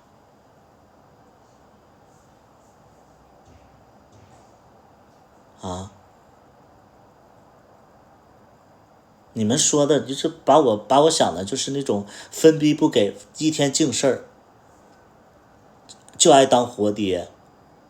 在你们心里我是这种人是吧？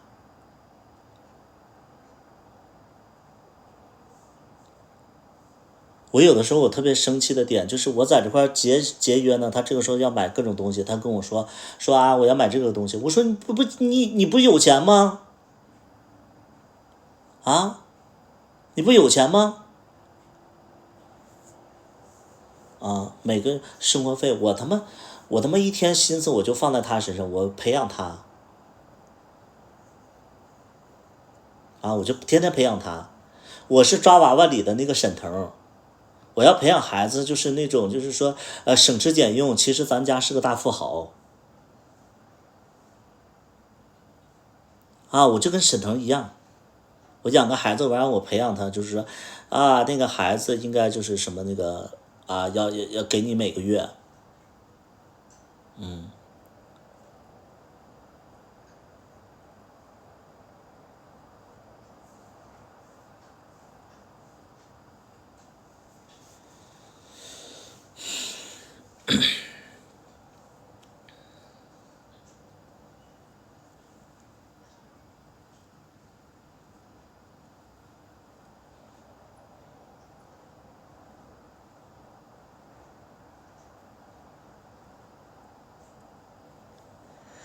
愁得慌，我就愁得慌。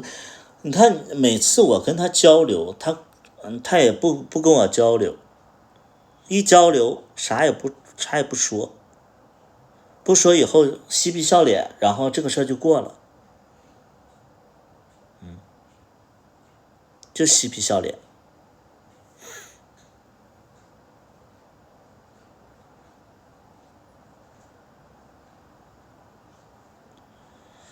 嬉皮笑脸，我就着急，我干着急，因为有的时候，我说实在，我不是一个教育家，然后有的时候吧，我也有生活上的烦心事儿。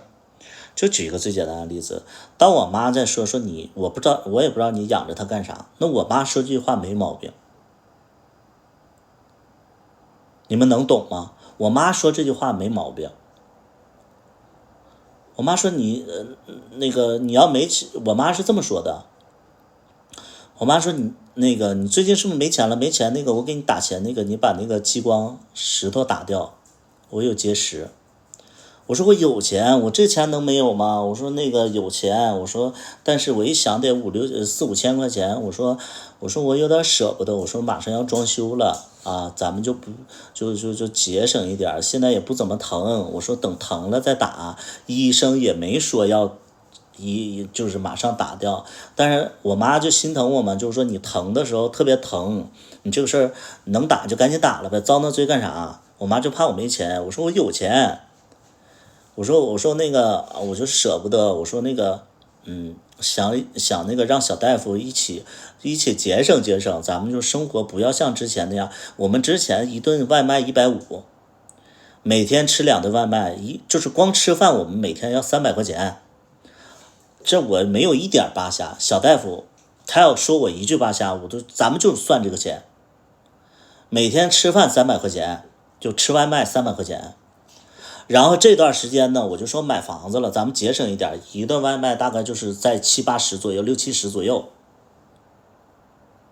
我就说趁这个买房子这个阶段，一是买房子了，咱们要象征意义节省；二呢，我们也就不要花那么多钱吃这些东西了。我就说那咱们就是养成这个习惯。然后紧接着我妈就问我说，我也不知道你养它干什么。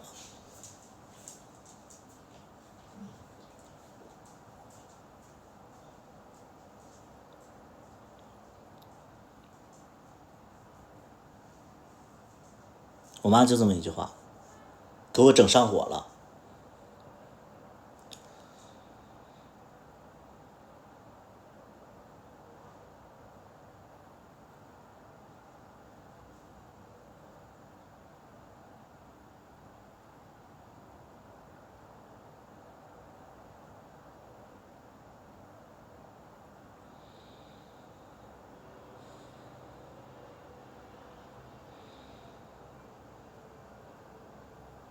我就是觉得说，我妈说这句话没毛病，但是如果说我不希望我对象被我妈这么说着，因为那是我对象，我就说我对象稍微争点气，我能霸气的回怼一下。我妈跟我说这句话，我赶紧找其他话茬，我就掩盖过去了。我妈就问我这句话，我就直接说点什么事我就打岔打过去了。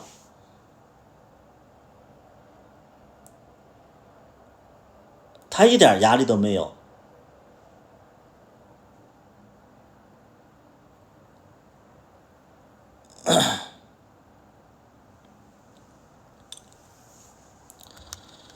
我觉得他一开始就这样，你跟他在一起就这样，那你为什么改变他呢？我没有改变他。AK，我没有改变他，你可能来我直播间没有听全。我现在没有想改变他，就是我在着急什么呢？我在着急，我一直往前走，他一直不跟着我走，我给他指方向他也不走，我一直往前走，但我俩拉开距离越来越远了。他跟我的生活他就不重叠，不重叠那肯定会分手。我着急的是这一点，我从来没有说想改变他，就你起码的你就是说你要跟着走啊，你不跟着走只有一个结果，越来越远，越来越就是离分手越来越近。因为你的生活里边他参与不了，沟通不了，所有的东西它，对吧？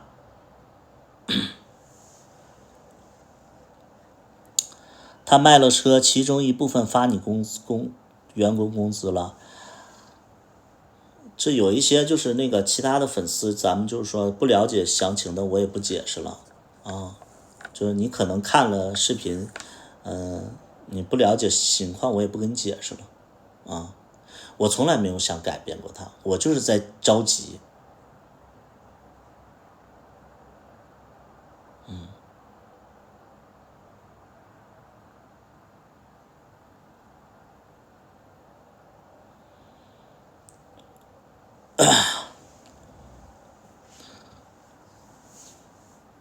他说给你10万了，什么给我10万了？什么给我10万了？谁给我10万了？给你10万了，基本上没剩下。给你10万了，什么10万了？什么10万？基本就没剩下了吧？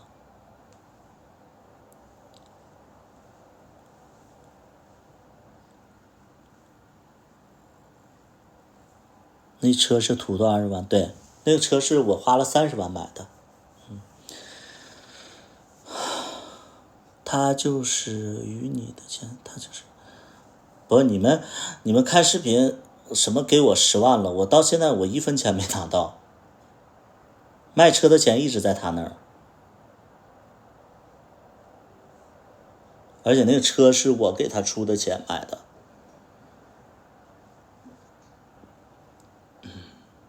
是在河源吗？不是，在惠州。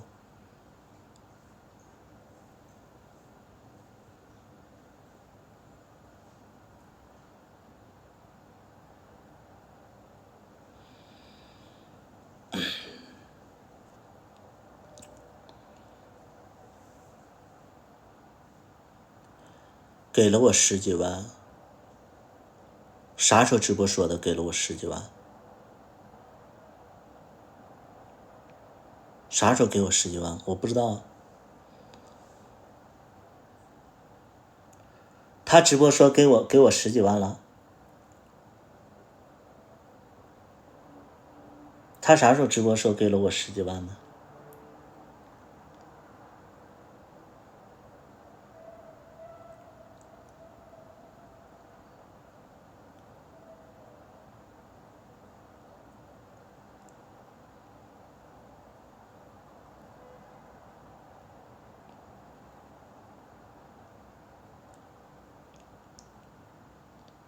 啊？他啥时候给我10几万？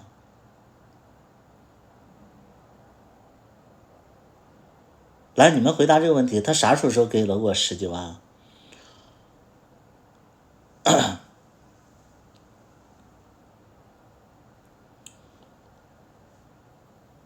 有人听过这个消息吗？他直播上说跟我10几万了吗？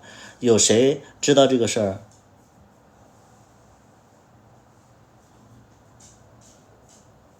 故意瞎说的还是他说的呀？谁给了我10几万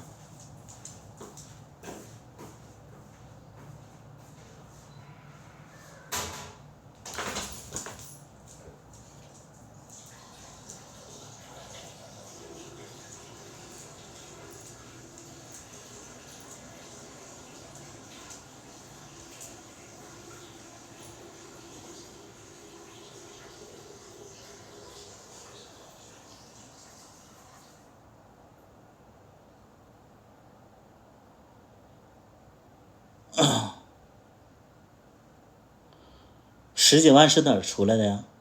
谁给了我10几万？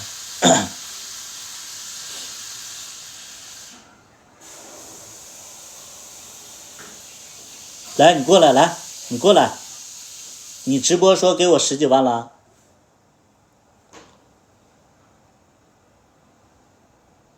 啊？来，你过来。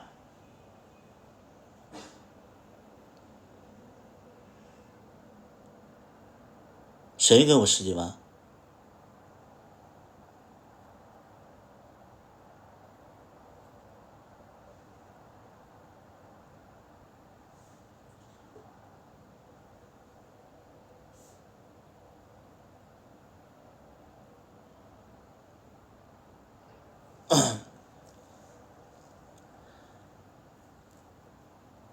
我没有十几万，我也没人给我十几万啊。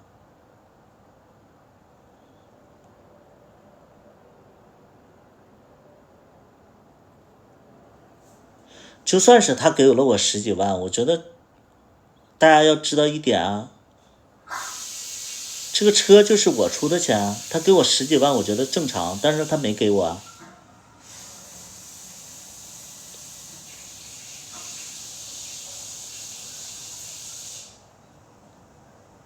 你们造谣的，你们能听清楚我说的吗？就算是他给我十几万，我觉得也正常，因为这车是我买的。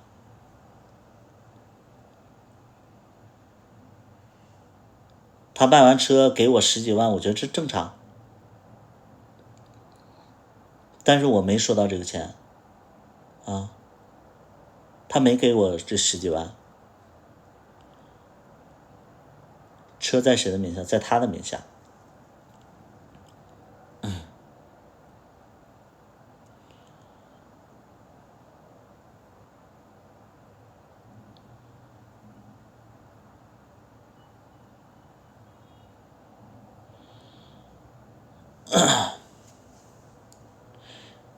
要不要试着改变一下相处模式？怎么改变？为什么要卖车？为什么卖车？关你屁事！看直播就看，别问了。就你这个问题，他妈我得回答无数遍啊！改变什么相处方式？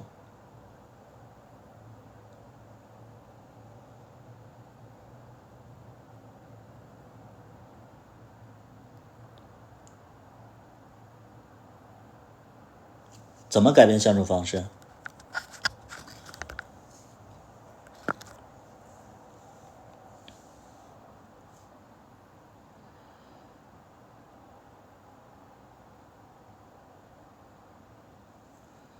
我没有生气啊，没有生气啊，没有生气。什么给了我十几万，这造谣造的就是有鼻子有眼的。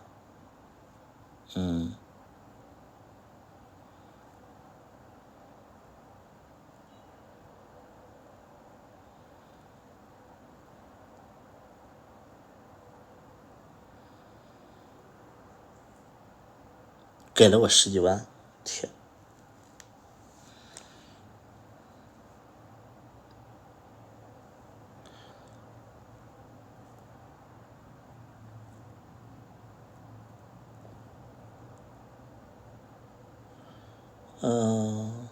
知足常乐，你至少也有几百万身家，我有几百万身家是不够的呀。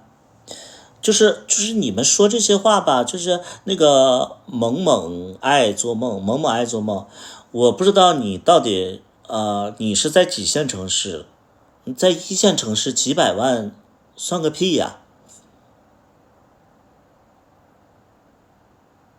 就是你一线城市的话，你要知道几百万算个屁。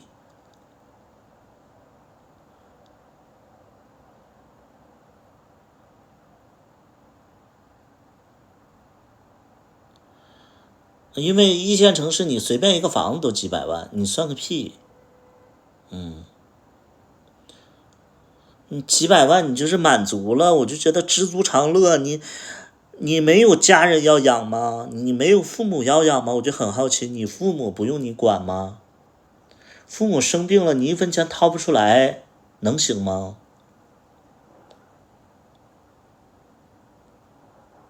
因为我们这个年纪，父母已经60岁了，父母比你有钱，你啥也不是，你别说话了。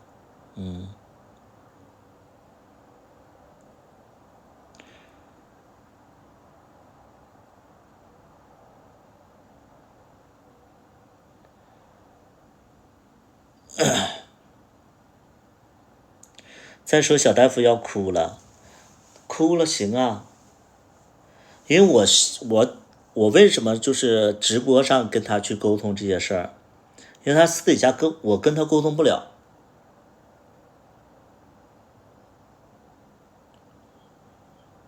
我就想在直播上跟他沟通，而且他不是拒绝沟通吗？那我现在跟你们说的话，他都能听见。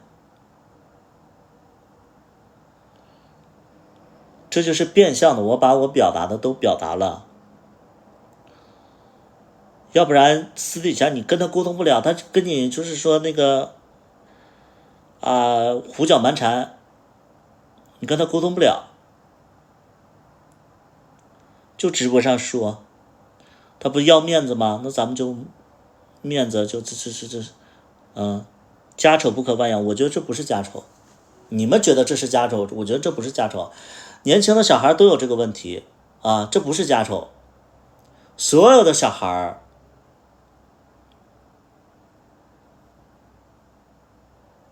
都有这个问题，不是家丑，这是家丑吗？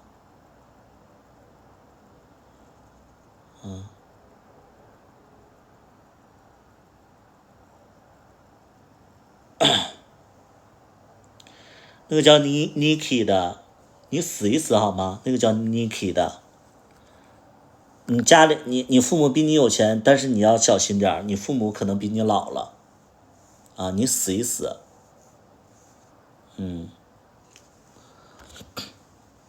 你父母可能身体也有点就是说潜在的意识，看你能蹦跶几年。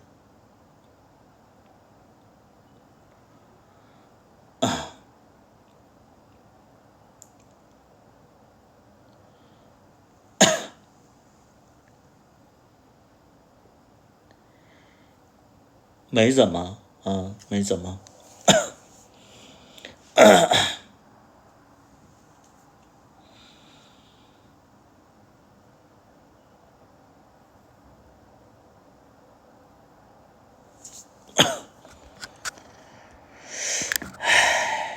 不是，现在90后什么宁校为啥要买房？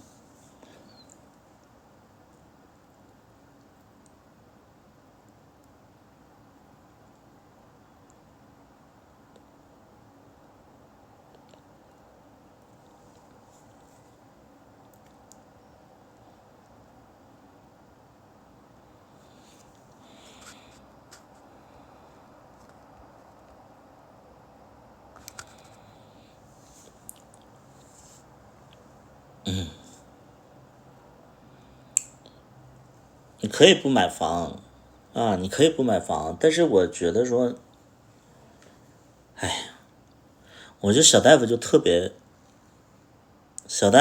不懂我为他规划的这些东西。小大夫跟你们不了解小大夫，小大夫，妈妈过世了，然后爸爸再婚，然后爸爸又组建新家庭，就等于他没有什么依靠，他不像你们啊，他不像你们，可能你们有父母家里有房或者给钱之类的，他没有，有的时候他爸爸还要找他要钱呢。这种情况下，然后他托关系去了医院工作，然后这个医院的工作吧，又是属于那种因为他毕竟不是学医的，他只能做行政，然后又不是正式员工，每个月赚5000块钱。然后在遇到我之前呢，他每个月房租就是公租房大概800块钱，然后每个月再吃吃喝喝，每个月也就剩2000块钱。每个月就是把这2000块钱攒死了，一个月剩2万块钱。然后他这10年基本上都是这样。那你想想这10年他的攒多少钱？20万。这20万能够干啥的呀？你现在买个车，你20万能买个车，但是以我对他了解，他20万他看不上，20万的车他看不上。我曾经有一个身边有一个朋友就说我不应该让小大夫辞职。我说首先我没让他辞职，我一开始确实是让他辞职，后来其实是我不想让他辞职，但是他自己想好了辞。我说那辞就辞。然后我那个朋友就说那你也不应该同意让他辞。我说他一个月攒2000块钱，一年攒2万块钱，4年能攒一个车的首付。我说他跟我在一起，我能直接给他一个车的首付，然后他按照我的规划去走的话，首先我俩在一起的话，他就没有生活压力，他赚的钱就是他敢攒的。我说我能陪他几年，我哪怕陪他是2年，他能存攒2年钱，他存攒2年钱，一个月按5000算，一年是5万块钱，4年是20万。我俩在一起4年，他能攒10年的钱，而且呢，跟我在一起之后，我能教他怎么去做自媒体。我觉得现在现今社会还是自媒体这一块吧，还是有点余热的。我说我能教他做一些事儿，哪怕就是说4年之后我们不在一起了，起码他有一个生活上的一个分支，他能照顾好自己，他能有点不能说完完全全靠自媒体养活自己，他有点外快，他生活都会好很多。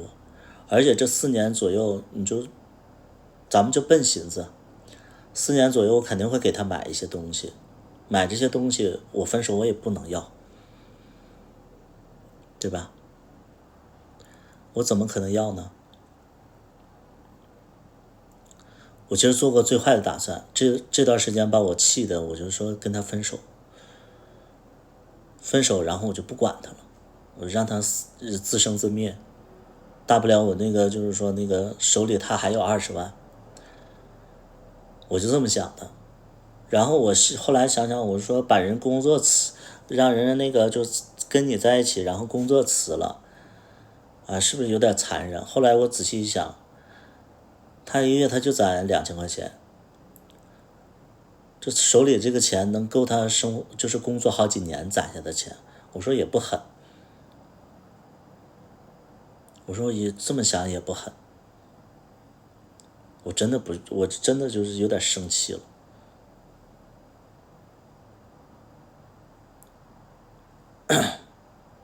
你真的生气，你改不了。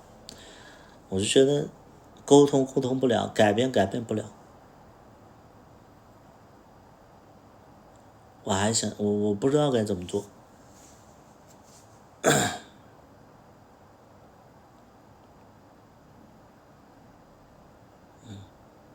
我不知道该怎么做。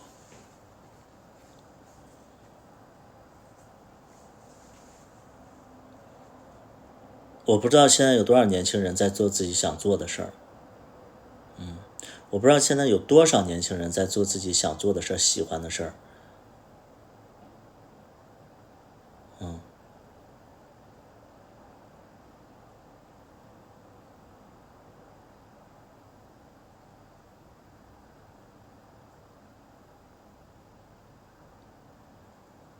我也不知道他真正喜欢什么。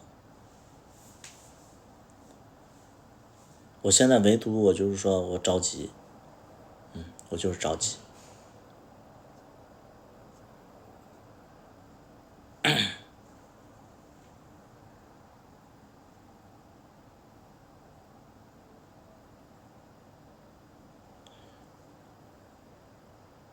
就你就跟他讲不清道理，他就总觉得说拍视频我也不会呀，那你教我呀。那我都教他了，我都教他3个视频，我教他怎么剪，教他怎么拍。3个视频，你说那个短视频几分钟的东西，一个短视频1分多钟，教了3个能不会吗？就算你不会，你结合我讲的东西，你自己上网去看看人家怎么拍。这个东西吧，短视频这个东西吧，我不知道在大家眼里到底是有多难啊！我不知道在大家眼里到底有多难，有多难。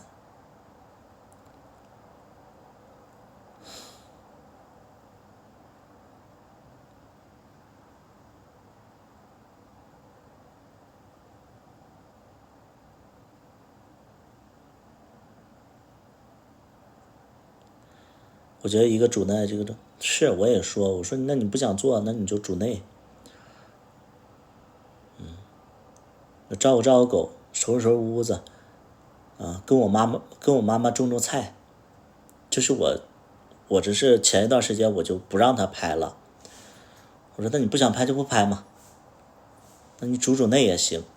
结果这段时间忙着装修，他又各种情绪，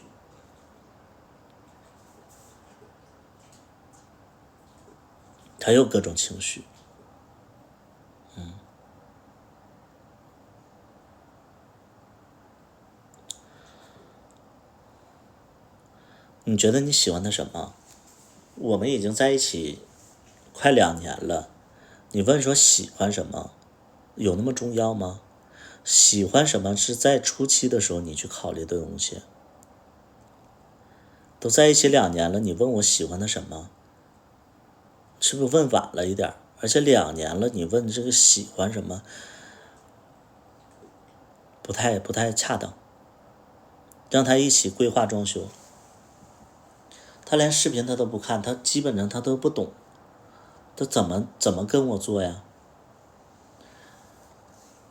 你就想他视频都不看，你天天在那块刷搞笑的，在那笑的根儿嘎的，天天在那捧着手机，要不就看搞笑视频，要不呢就打王者荣耀，要么吃完饭躺下了，躺着吹空调发烧了。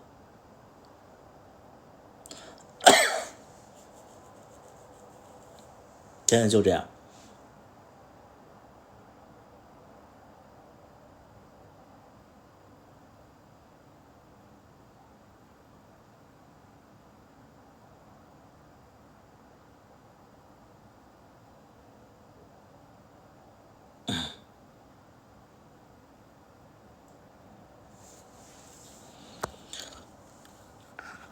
你认识他的时候他就这样，他喜欢安逸，你是不是经常让他做一些他不愿意有抵触的事儿？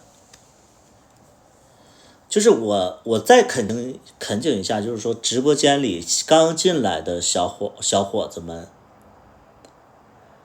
你们要是不从头看吧，就不从头看，你们就别发言。你们看就是中间来的，你们看不懂什么事儿，然后你们就在猜想，你们猜想不成立，而且就是让我懒得去解释啊。就你们就中途来的，你们看不明白吧？你们先看，不要在那块提出假设。现实就是现实，这不是让你猜啊，没有义务给你解释啊。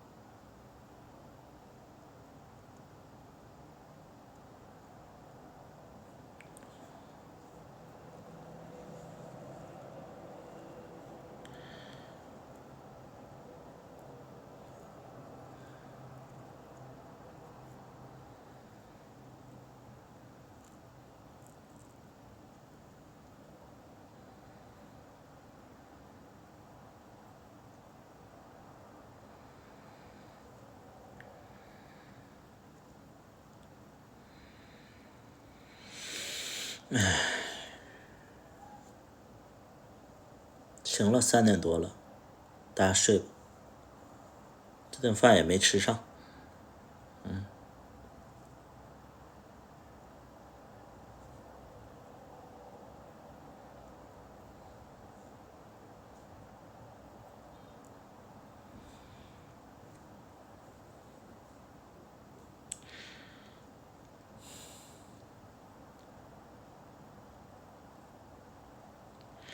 这我想通过我的事儿啊，一是想跟他沟通，我也想跟你们沟通，就是说，你们记住了，特别是直播间里有一些年纪小的人，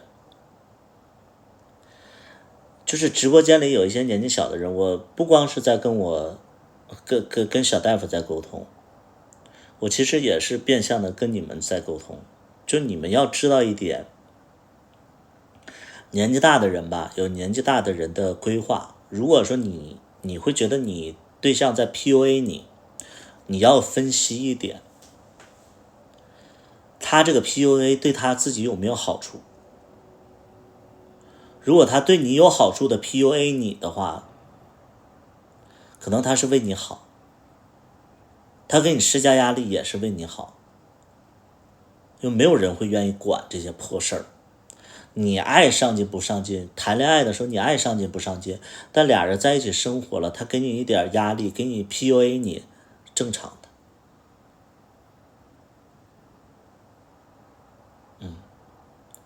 因为什么会要求你做这些事儿？俩人在一起走下去，要思想同频。如果说你对象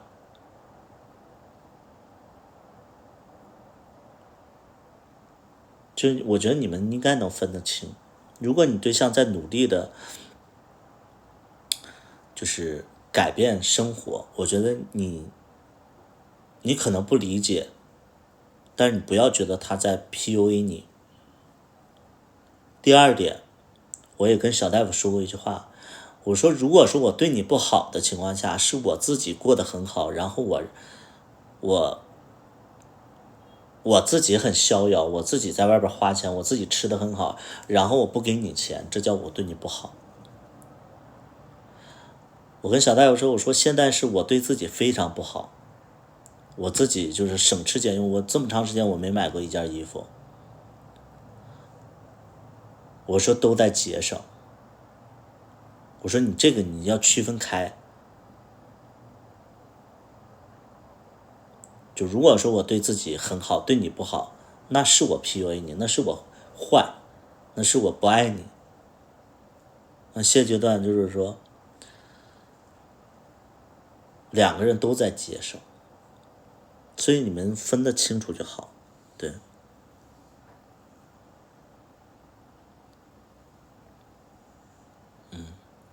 就你们能分得清楚就好。大家早休息吧。我也算是跟他沟通了啊，等会下去我再就是我死活让他说出个1、2、3、4来啊，就哪怕分手你也给我说出个1、2、3、4来。你要是不说的话，今天晚上我不会让他睡的。我也算是把我心里的话我说了，他都能听见。你别看他在那不吱声，门都打开着，咱们这个音量他完完全全都能听见啊。我今天我就问他到底想怎么做啊？睡他睡个屁，他要是能睡着，他心得有多大？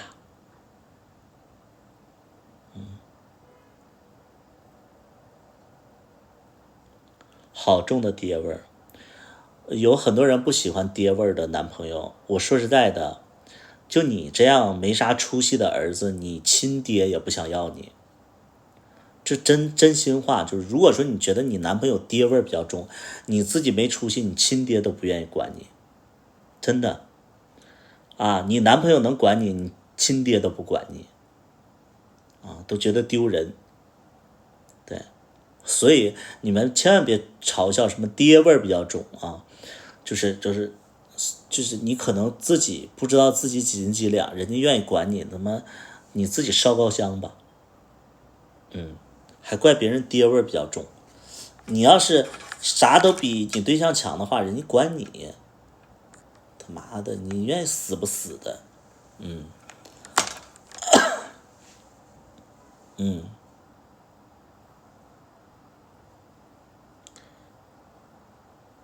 挂了吧，下播。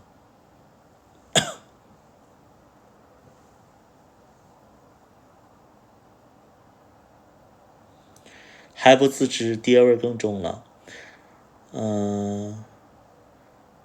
你没爹吧？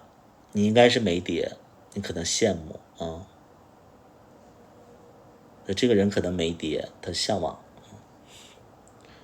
只是赶紧关了吧。